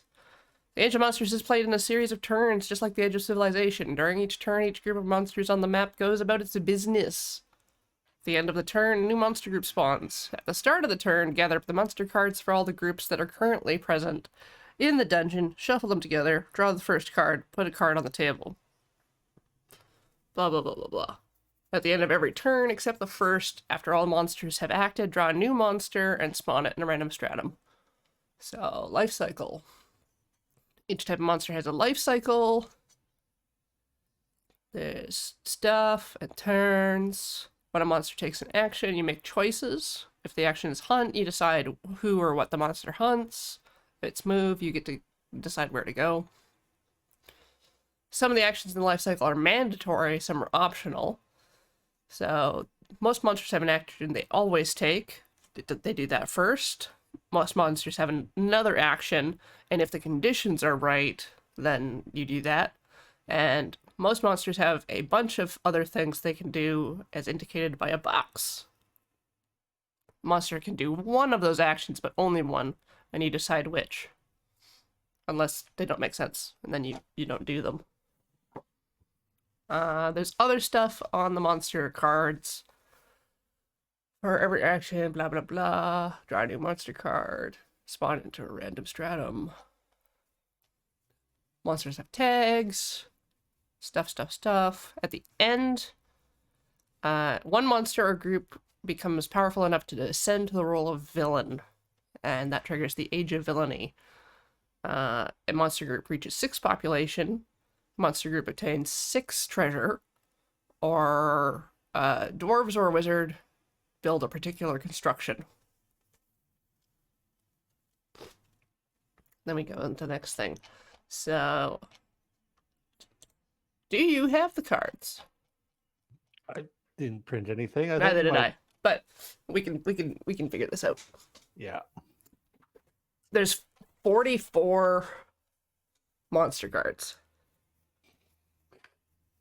All right, that's almost 50. So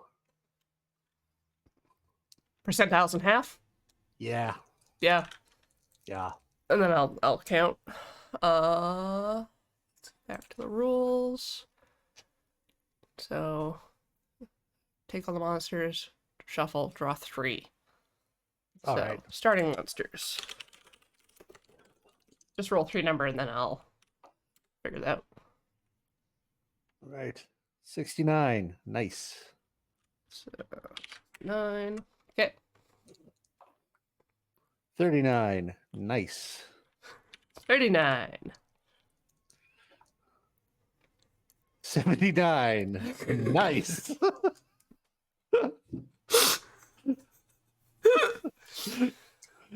So what I'm gonna do is set up a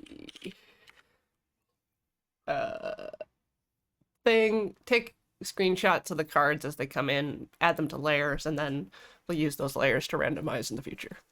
Okay. Make sense? Sure. Do do do do do. I'll just after I clip the first one, I'll make that. Okay.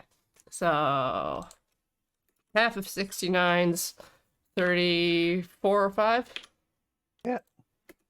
39's like 17, 18, Close enough. 19. Yeah, let's go 18. And it's way off. 79's like 33. Yep. Perfect.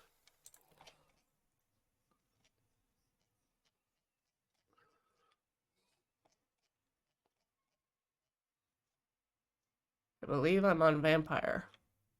Cool. So, kabam. Snippy. New file. From clipboard. Okay. So that's layer 1. Doop-a-doop-a-doop. Vampire. Alright. So from 18 to 33.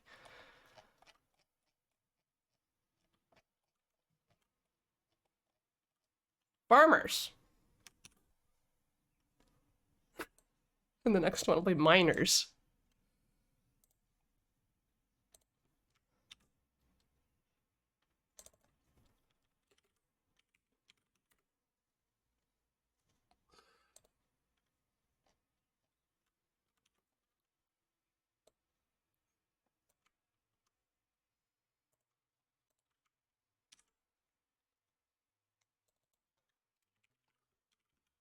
Okay.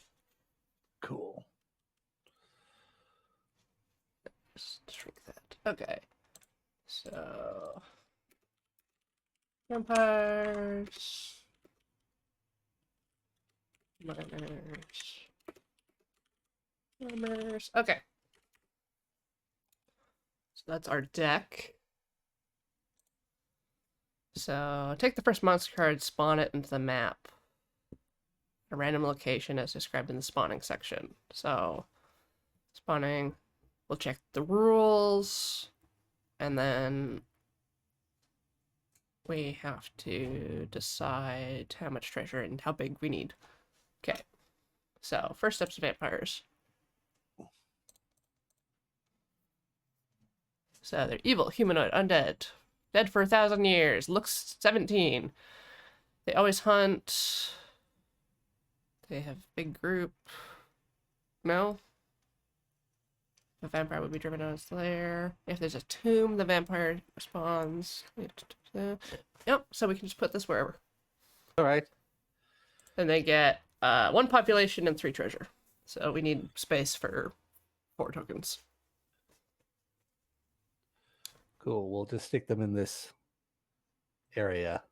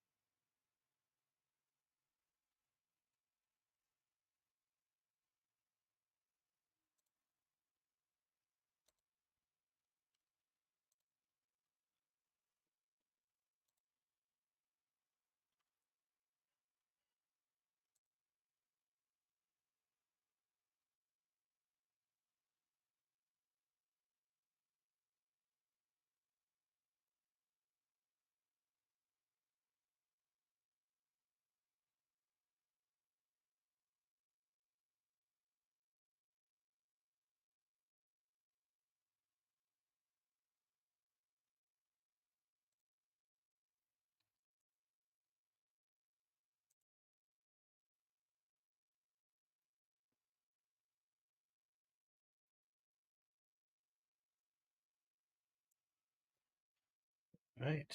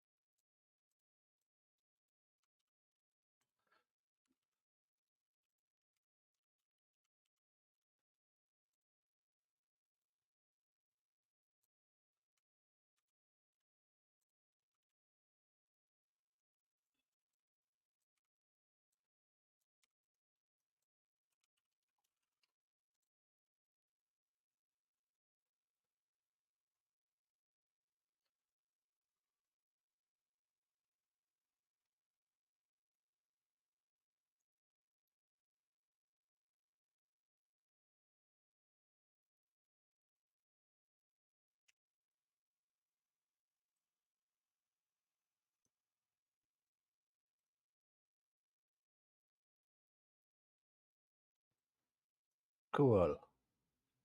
All right. So now we look at the vampire life cycle.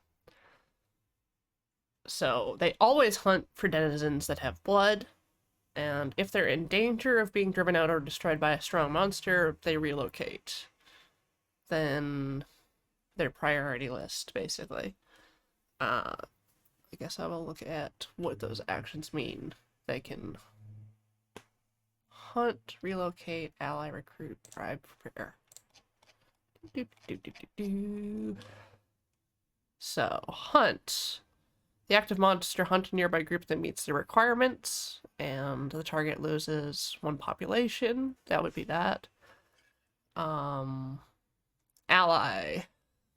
If the acting monster wins, they fight.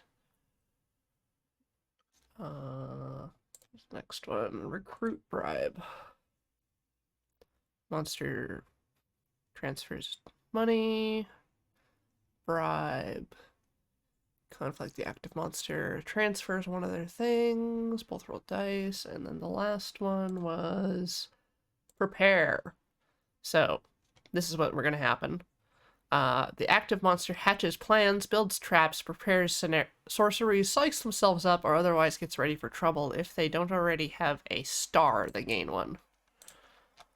And the star means something.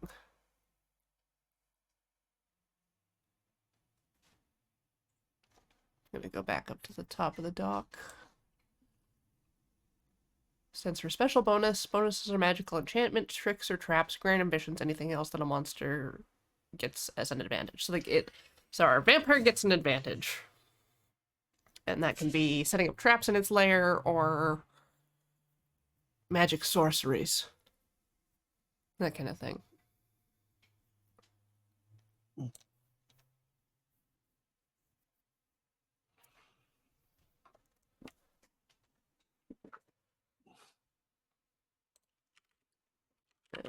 Vampire schemes and traps their lair.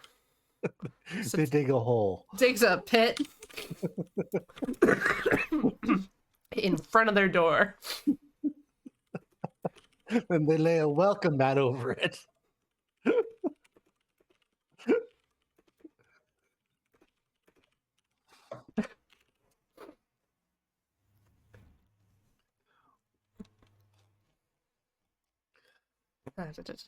Spawns turns. At the end of every turn, except the first, after all monsters have acted, draw a new monster card from the deck and spawn it into a random stratum. So we draw a card from the deck. We have the vampires out, so it's 50-50. Farmers or miners. All right, 1 and 2 is farmers, 3 and 4 is miners. Miners. Okay, good. Check them for special rules. They get a population of 3, and they get 1 treasure. They always spawn on the surface above the nearest source of gems or ore, if any present. All right, so they're by the old tree. Let's spawn them on the surface. Yes. Miners are up there. All right.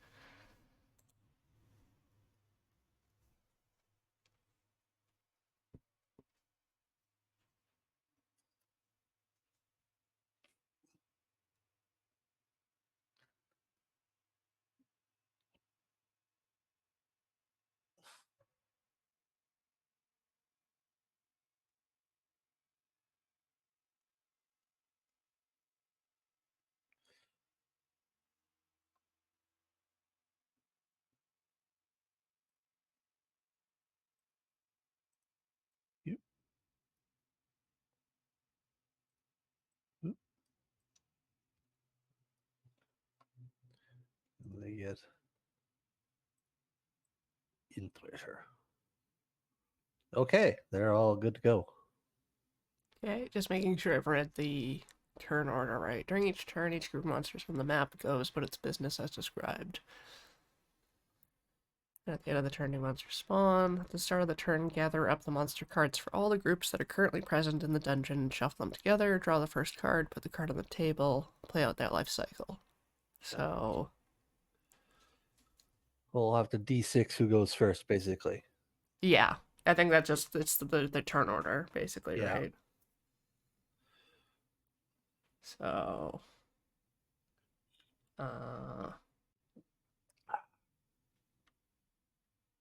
yes, alright. I figured it out. I've got it sorted in my head. Yes, alright, so, uh, we do have to, between the vampires and the miners, do their due. All right. What is their due?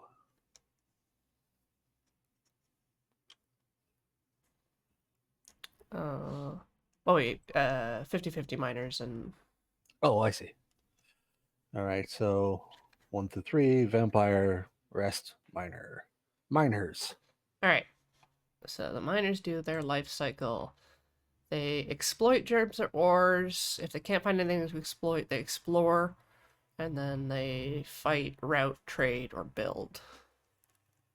All right. I think they. Explore. I think well, No, you they're think they pretty can reach close. it? Yeah. Yeah. So All I right. think they're. All right.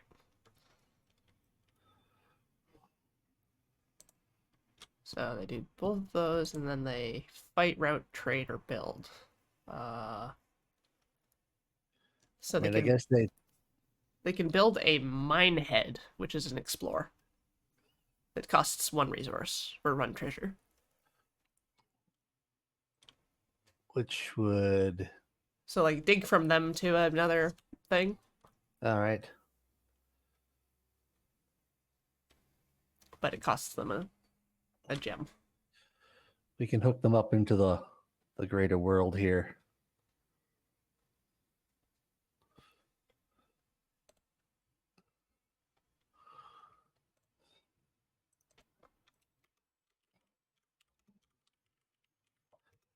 And they are now plugged in.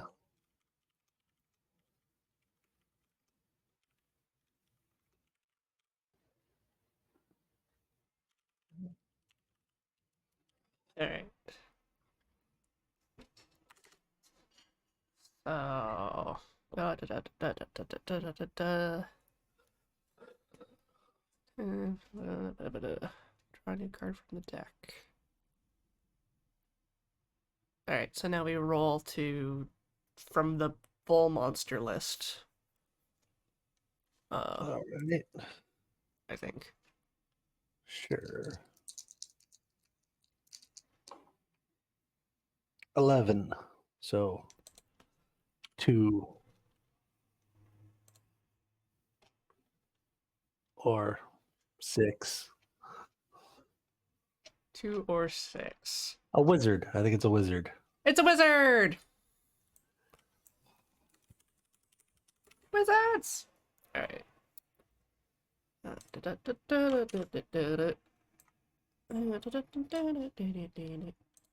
So we're spawning some wizards.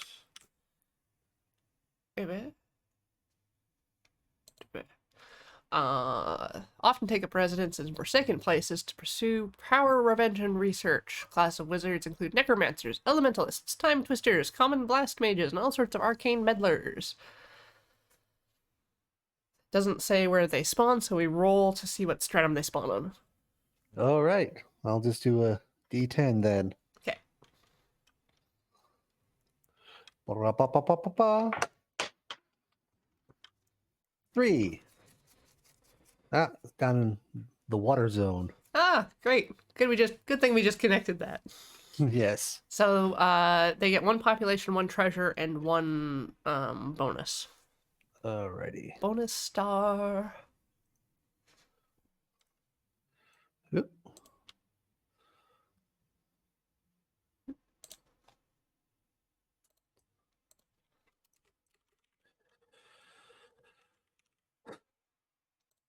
He's behind the waterfall. Ha ha ha ha. Oh! Oh! Oh!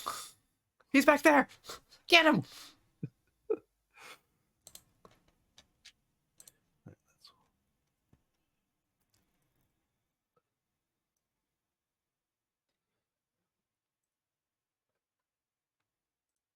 Oh, I missed a line. We'll have to spawn the farmers after this.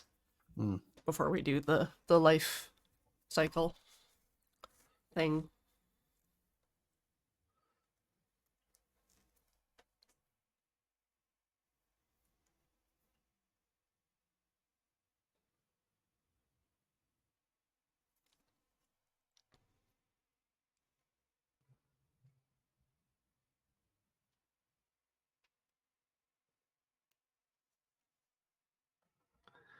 Yes.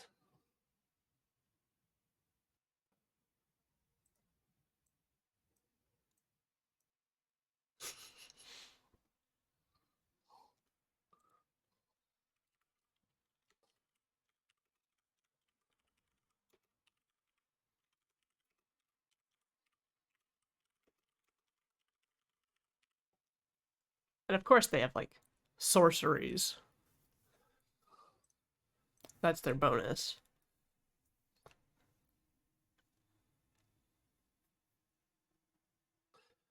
All right. Now we have to deal with the farmers.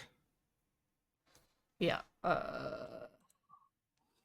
You get one pop, one treasure, one okay, and farmers. So yeah, we just roll for them too. For stratum. Ah, yes.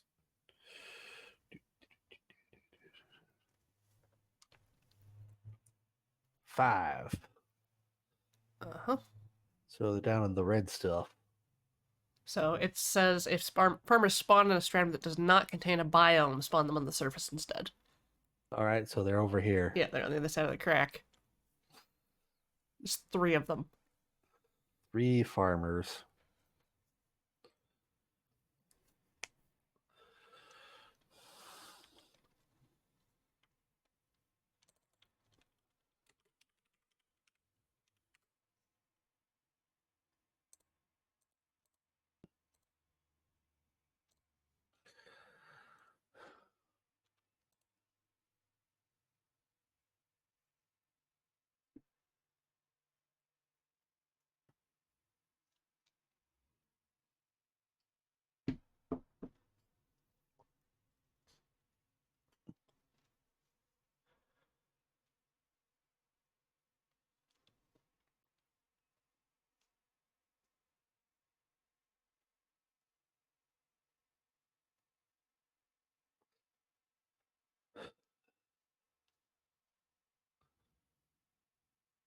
Did they get any treasure?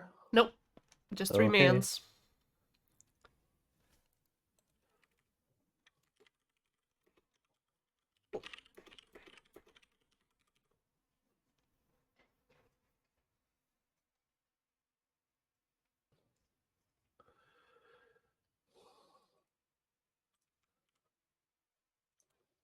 Alright.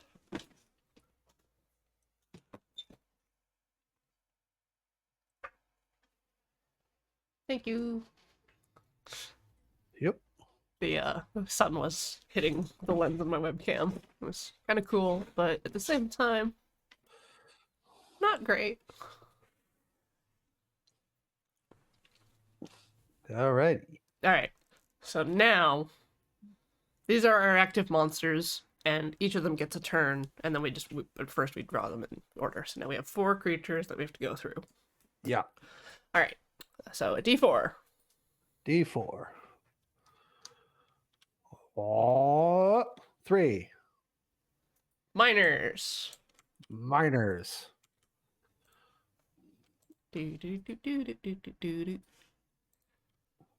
So, always exploit gems or ore. All right. I think they're going to be Exploiting here. exploiting. What? Okay. And then they fight, route, trade, or build. Let's see what trade looks like. So they approach the target to offer a trade. If successful, each group may gain 1 treasure or special bonus. Otherwise, the active group transfers 1 to the target if available. Note that the active group does not need to have 1 to take the trade action. So the farmers Wanna don't sell- have anything. But the wizard does. I guess we can try to trade with the wizard? Yeah. Wizard? Wizard, so conflict. Doing a conflict. Monster group takes a conflict action. Each group rolls 1d6. If the losing group has any stars, they may remove them for a +1 on their die roll. And high roll wins. So the miners get a. Oh, I'll just use 2 dice. Oh. All right. The wizard can be cheese. Okay. Oh, wizard wins. Wizard wins. So wizard gets a resource from Well.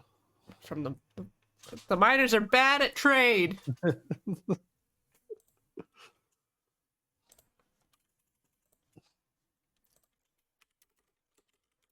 Let's attempt to trade.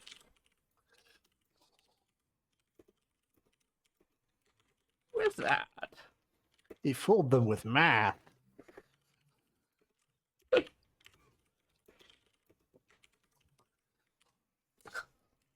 Alright. So now there's 3 left to do a turn. All right.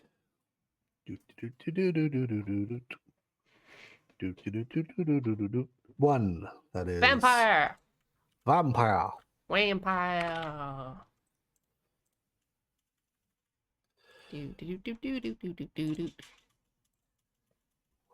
Always hunt for denizens that have blood, which is, you know, everybody except the vampire, I think. Mm-hmm. Uh-huh. Uh-huh. So, hunt, which is a conflict. So again, we both roll. Active monsters hunt a nearby group that meet the requirements. Target loses 1 population. So the farmers, I think, I mean, not technically closest, because you have to kind of go around. Maybe he hunts the Grink. I'm not sure how that's going to work out for them. Oh, the Grink would... The hom-homs? Does the vampire thirst for a hom-hom?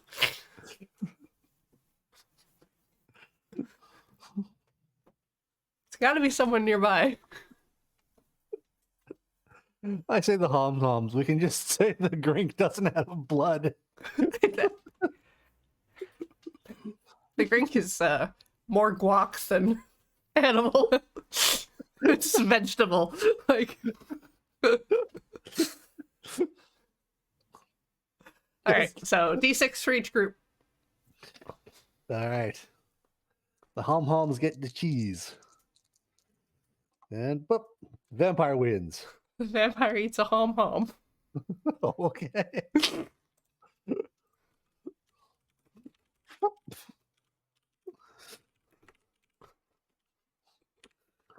They have blood, unlike the Grink.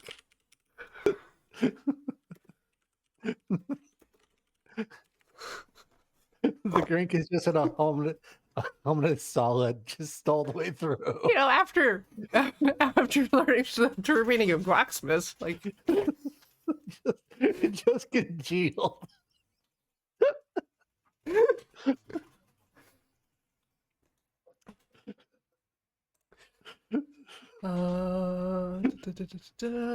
There's no roll. Oh, there was no roll. There wasn't supposed to be a roll for that. I can read. All right, so ally evil groups, recruit undead citizens, bribe alpha predators, or prepare. It could take another pit trap. Give it another star.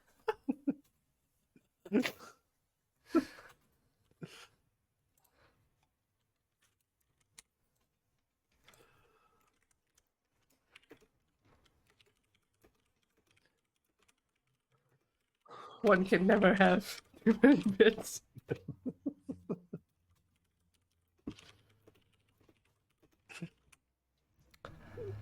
Okie dokie. Two left, farmers and wizard. Alrighty, ready.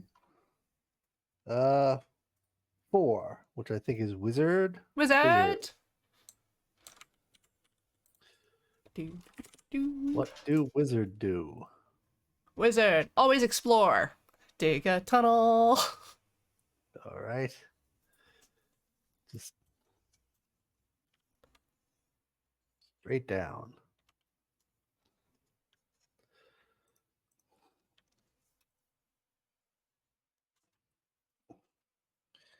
Yeah.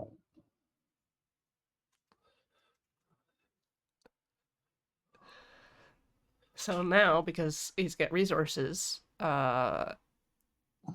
this building, and with a star, we can either build a laboratory or what is labeled as a cyst, which I don't want the wizard to build a cyst.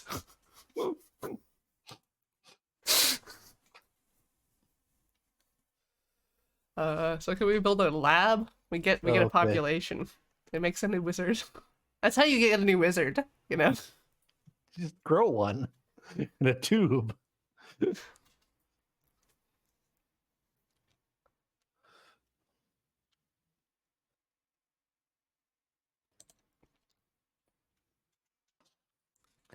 All right. Just the wizard vat.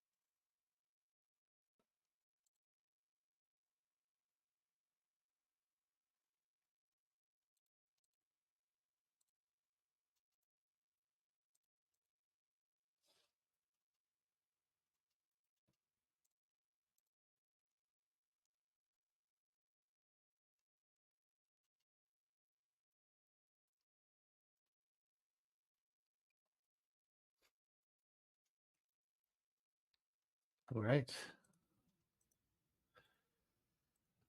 So then the wizards do action. So we can exploit teams or biomes, recruit humanoids, prepare, or fight other monsters. Recruiting costs a treasure, and you take from one humanoid group and add to the wizards. So every other group we have right now is recruitable, even the vampire.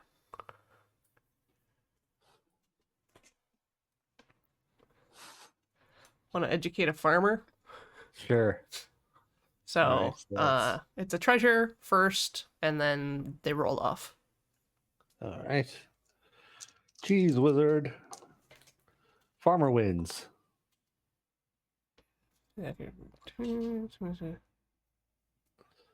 Nothing happens. All right. Farmer was just like, I don't cotton with no magic. Yep. Farmers go next. Farmers. They harvest surface biomes,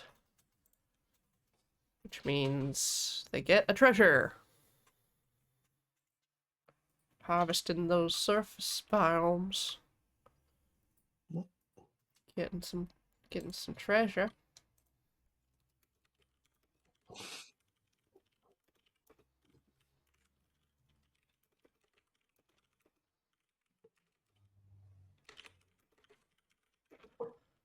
Harvesting those shrubs. Full of good fiber. All fiber. We try hard. They can breed, route alpha predators, or ally with surface denizens, or build a silo, a keep, or a city. City costs 2. They can build a keep. A They could silo build a gives keep. them a black star bonus. Ah, just gonna build a silo full of sticks. Yep. Roughage. Nope. They're just beavers. Chewing bark. Just country beavers. Just rural. Shrub loving beavers.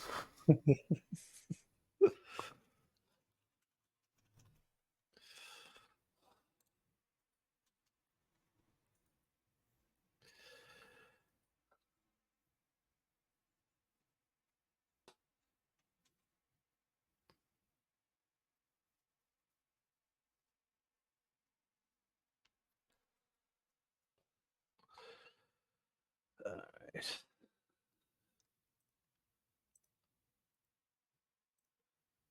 Yep. Yep. Yep. Yep. Alright, let me just scroll ahead.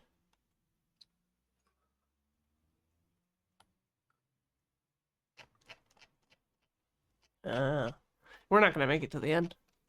Nope. No. Wow. There's like Well, there's the Age of Villainy, and then once a villain goes off, like pops off, then the game is over. uh, So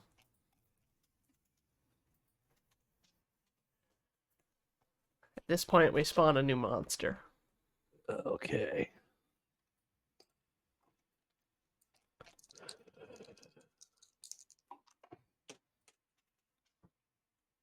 We didn't get lost in the guac.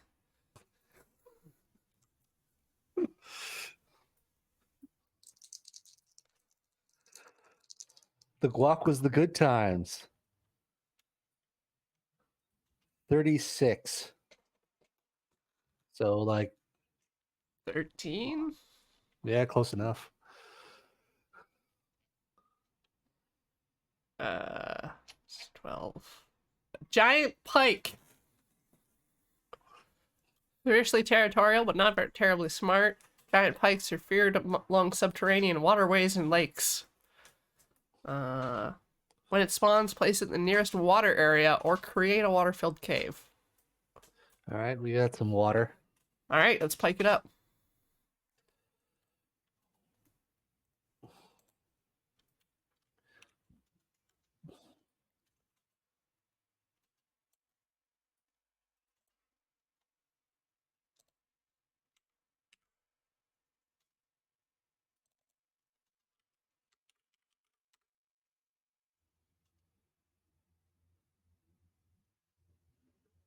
It gets 1 pike and 1 treasure.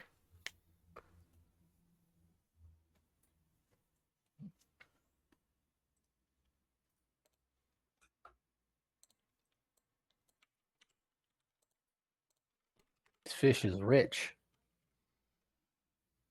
Oh, too rich for me. Oh. Pike are pretty awful.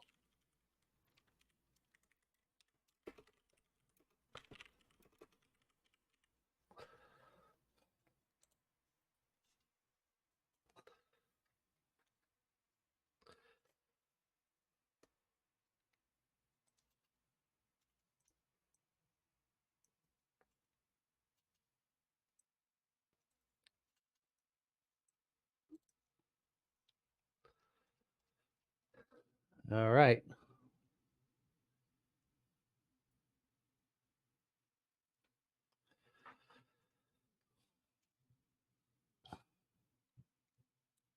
Okay.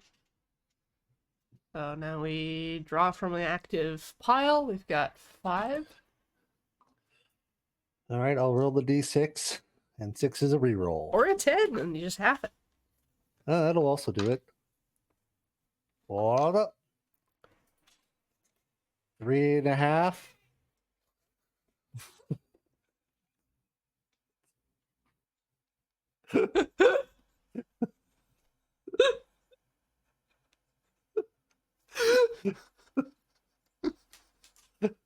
I should have seen this coming.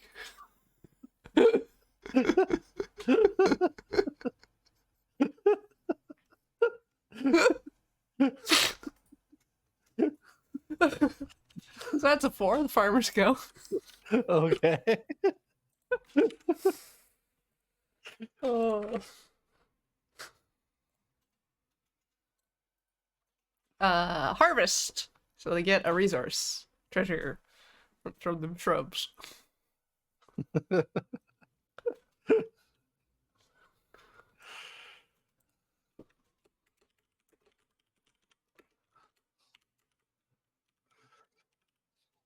All right.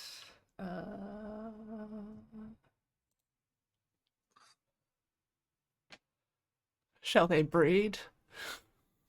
Sure. I think we know what that does.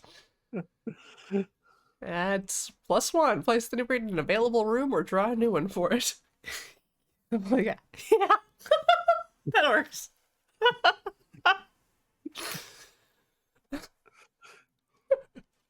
All right. Oop, next. Um.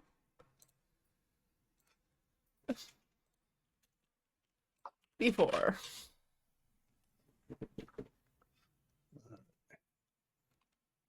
2. Vampire. Vampire. Vampire. So, I believe they hunt.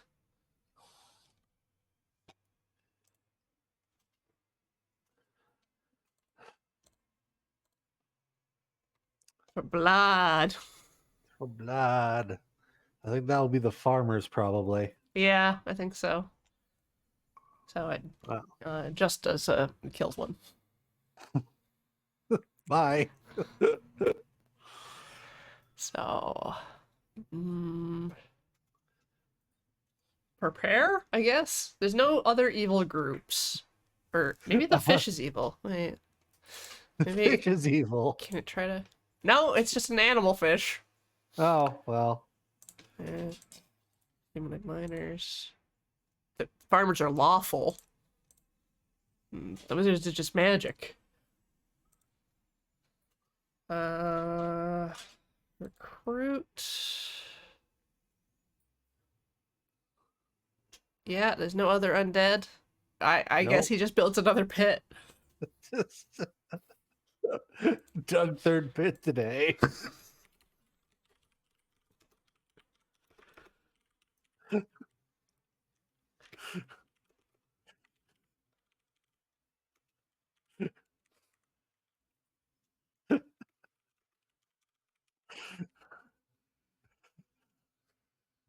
So three moves left.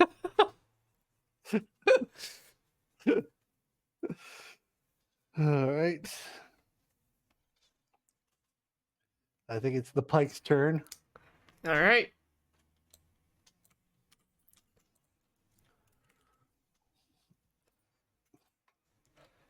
Eesh. So it hunts. Wizard, it looks like. Yep. So we just kill a wizard, I believe. I don't think there's a roll. Double check. So we just did that with the vampire. Yep. Just has to meet the requirements. Hunts denizens. Yep. Yep. Then it'll explore, fight an alpha predator, or hunt a different group of denizens. They can only hunt people that have contact with the water. So I guess it'll have to explore. Yeah. New water tunnel Yep. for the fish.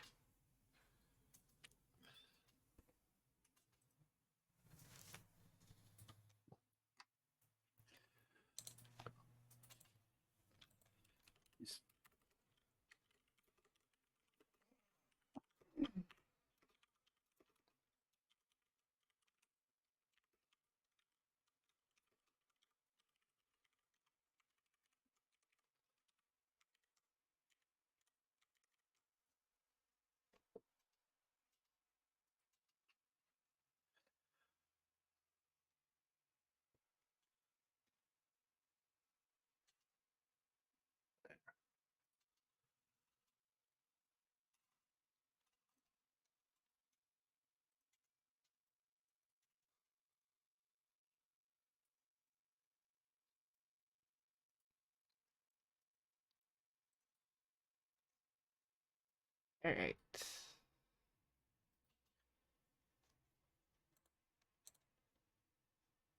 So we've got 2 left. Wizards and miners. Wizards. Wizards.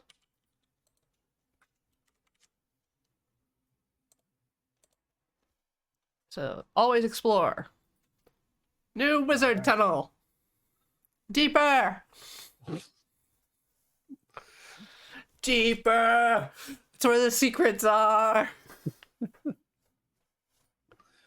Yeah.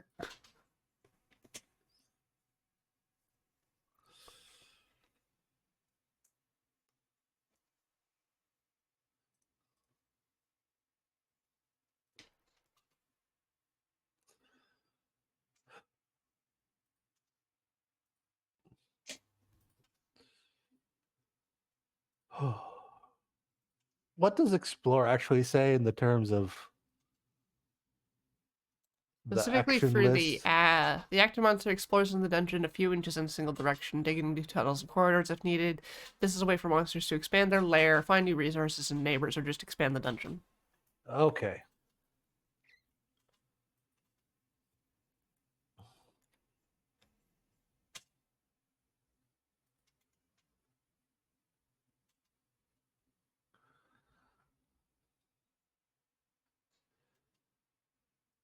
It's kind of unclear what requires like tokens to move and what doesn't. I think they mostly stay in their lair unless they relocate. Yeah. So like the fish has to relocate if there's no thing to eat. Yeah. And the vampire relocates if they're under threat.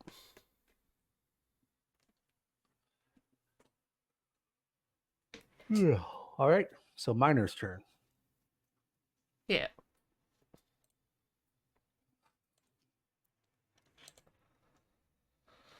Exploit gems or ore. Yeah. Mm. I think it'll be the last of our primordial age gems.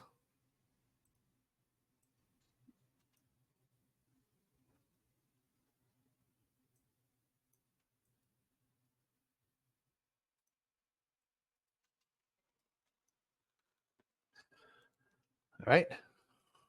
Alright, last gem. They fight, they rout alpha predators, they trade with humanoids, or they build. Uh, they can. It says quarry lets them exploit stone, but I don't know if that's different from ore. Uh, they can turn a population into a mill that gets them some resources. They can build a mess hall, and that gets them a population. Do they need like a pit stop? Sure. Let's build them a grub hub. Yeah. All right.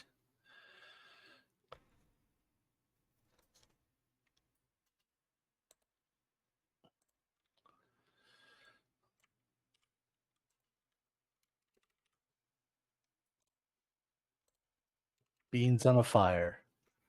The Yeah. only thing a miner needs.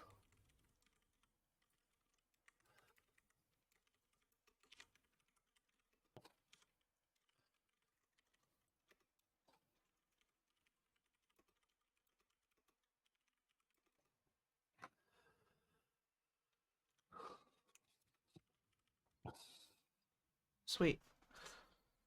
Now we spawn a new monster. Okay. Then we'd be up to 6. 6. 57. So like 23.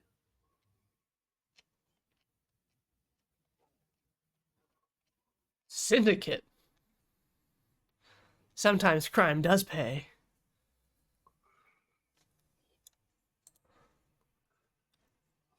So, Syndicate may not build a racket if it does not have tenants in the neighborhood.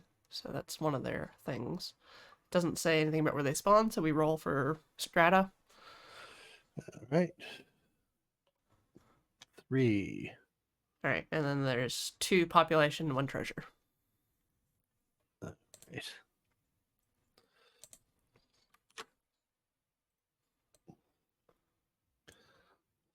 Just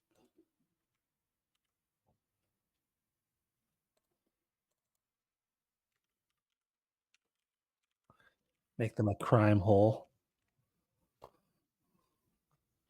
Come on down to the crime hole.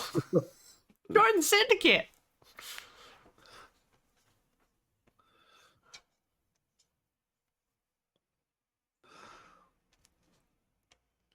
Just set up a card table in a cave and they're good to go.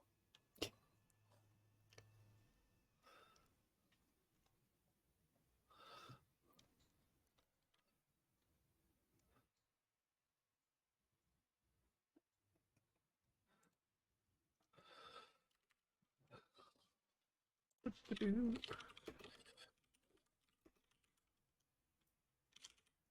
right. Let's just say they go first.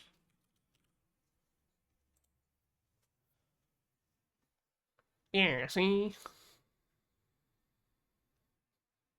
We're the syndicate, see? What do you mean, where are we now in God's body? We're in the crime hole. The crime hole. It's near the crack. It's not in the crack. I mean, it's below the crack. Kind of adjacent.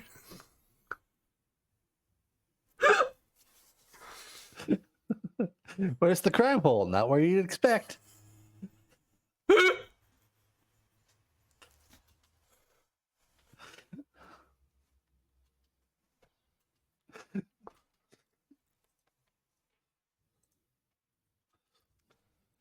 They represent order.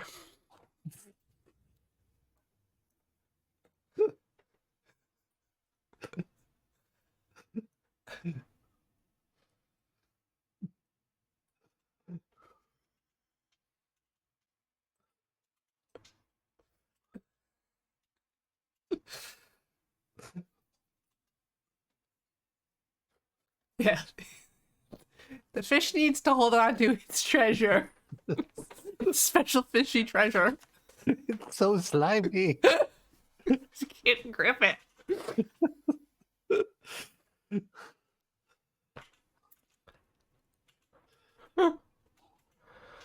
All right, so their actions would be to fight monsters that have attacked us.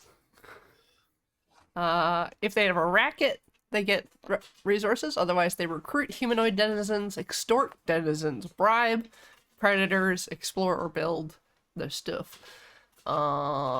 We could build a racket if it does not have denizen neighbors. Are there neighbors here? I don't think so. Not since the fish moved. That's it. So we could build the racket. You can build a racket. Yeah. Just start laundering money. Just immediately. You gotta get in on the ground floor. Like, once you got the crime hole, you can just start piping out the crime. All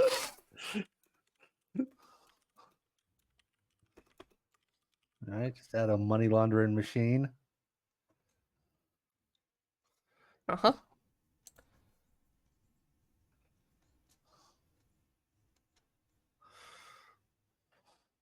They're just in there listening to Carol and Tuesday.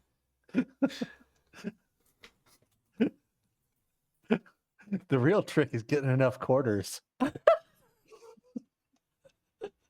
It's a really long way to the bank.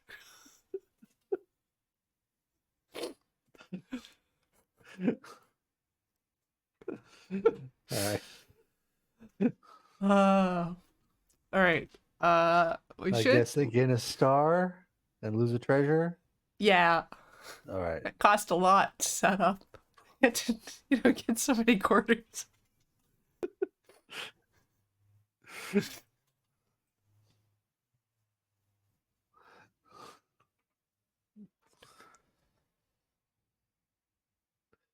All All right. right. Do we want to push through one last round of each? Probably sure. Okay.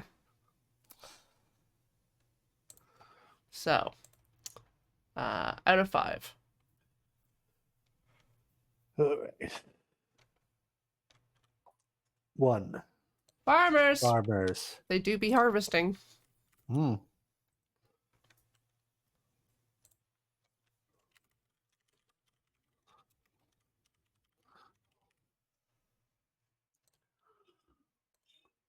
Then, uh,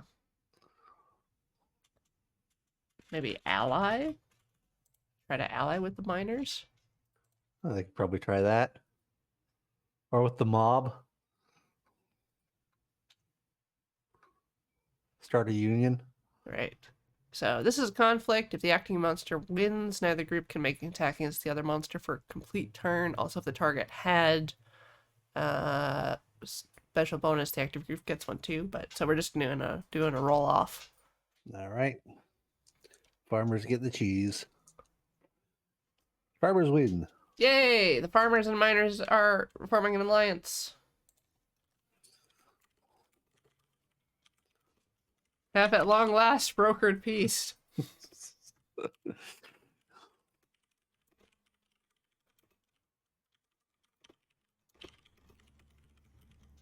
The minders. All right. Next. I think there's 4 left. Yep. Whoop. Whoa, whoa, whoa. Whoop. Whoop. 2. Pike. Vampire. Or Haha. yeah. I was tricksy. 2. I hadn't moved the line yet. Okay. It's the pike. All right. All right. Fishy, fishy, fishy. Hunt. Anyone touching water? Nope. Gotta relocate then.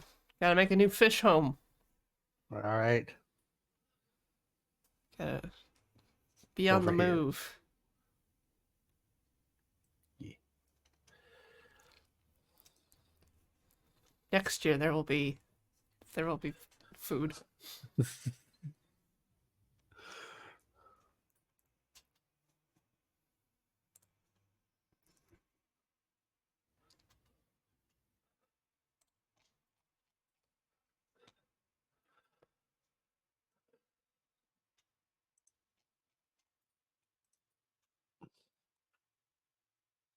All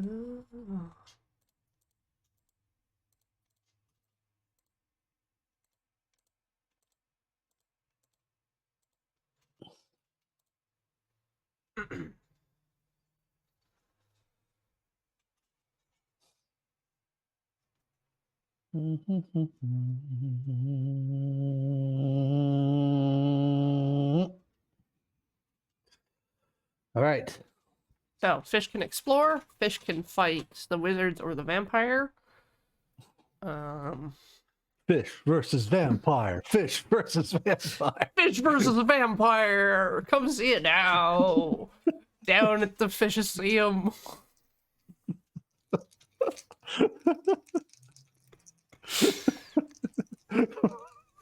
Free guac for dwarves under 10.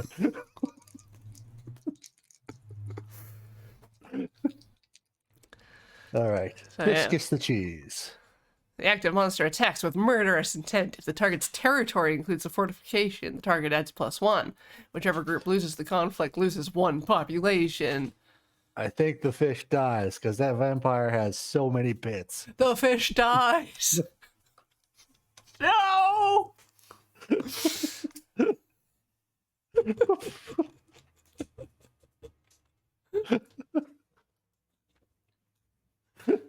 What happens when they die? I think they just go away.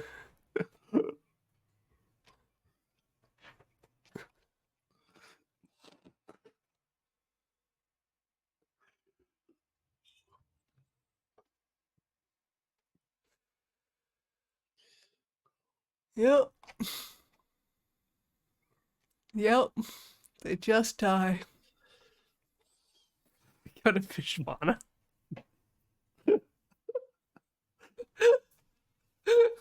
Oh, they'll swim in glorious.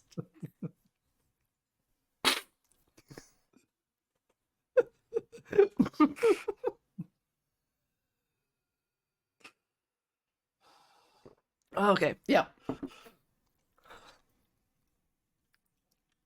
Oh yeah, the vampire wouldn't even eat the fish. It'd just be a dead fish.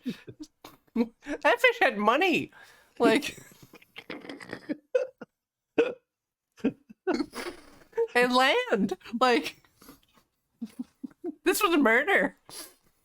I mean the fish started it, but Don't oh, mess with a vampire who had time to dig pits. that's how it if you put in the work ahead of time, it pays. Just- Did you ever hear about the hole at the bottom of the sea? Exactly. All right, 3 left. 3 left.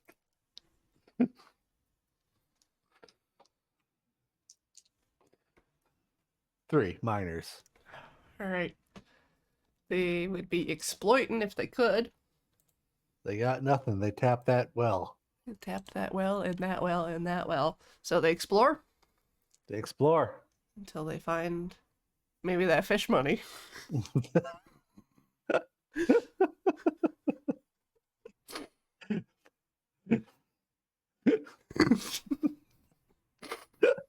They can smell that fish money. It's just like I smell, I smell, I smell money. I can track it across the water just like a bloodhound. Followed by a film crew like Oak Island.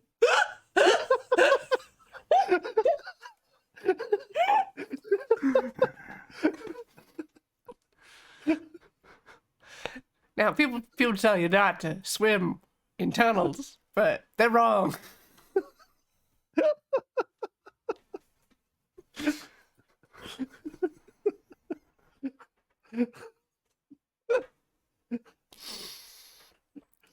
So yeah, let's say the miners get the fish money. They acquire this just whatever a fish finds valuable, you know?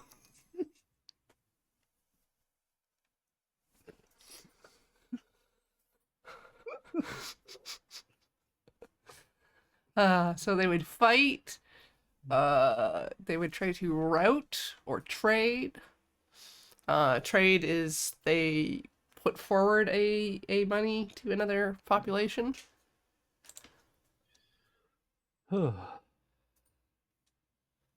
And yes, okay, so if it's success, everyone gets money or a bonus. Otherwise, the person who initiated gives a money to the other. Nice. So we can negotiate with the mob. Yeah. It's like, hey, let's get rich. We got some gems. We got to move on the quiet. Let's give the gangsters the cheese. All right. Oh, the gangsters win handily. All right, so the gangsters just walk away with this hard-earned fish cash. It's still wet, so they have to put it in the dryer, of course. It's just a stack of very slimy bills. It's all lower denominations, just like you want, right? Small money.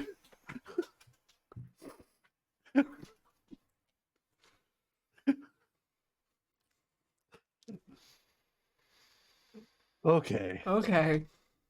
So, wizards or vampires? All right. Wizards. All right. Wizards always explore, I believe. Wizards find the guac. They do! And it's incredible. They're like, how is this real? Just like, are you seeing this? This has so many implications.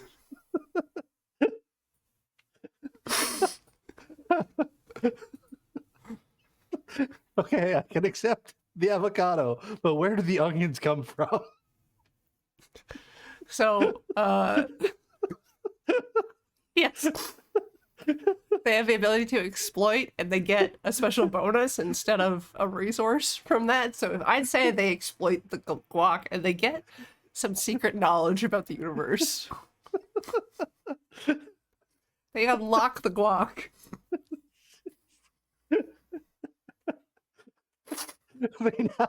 They now sort the universe into two categories: chunky and smooth.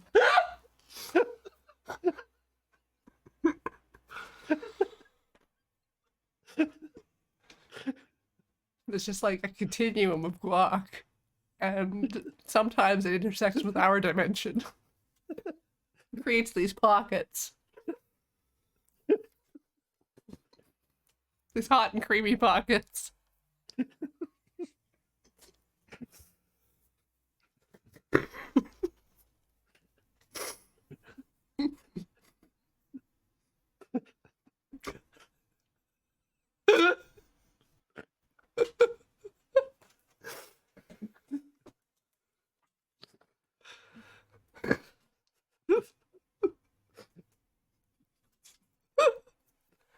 Oh, okay. Vampires last. Where's last? Vampire hunts for food. Eat a Eats farmer, dig a farmer. hole. It's just like, wow, they just grow on the ground. It's amazing. Ally with evil groups, recruit undead denizens, bribe alpha predators. They can bribe the wizards. I don't think they have any money though, right? No, they got 3 treasure. Oh. Okay. So they transfer one of their treasure to the target, then both roll a dice. If the active group wins, the target can't make an attack against them for a full turn. So they're just like, all right, I won't unleash my pit traps against you if you stay over there. All right. I think the Wizards win. Oh no. And the wizards are like, we're not agreeing to that. Thanks for the money.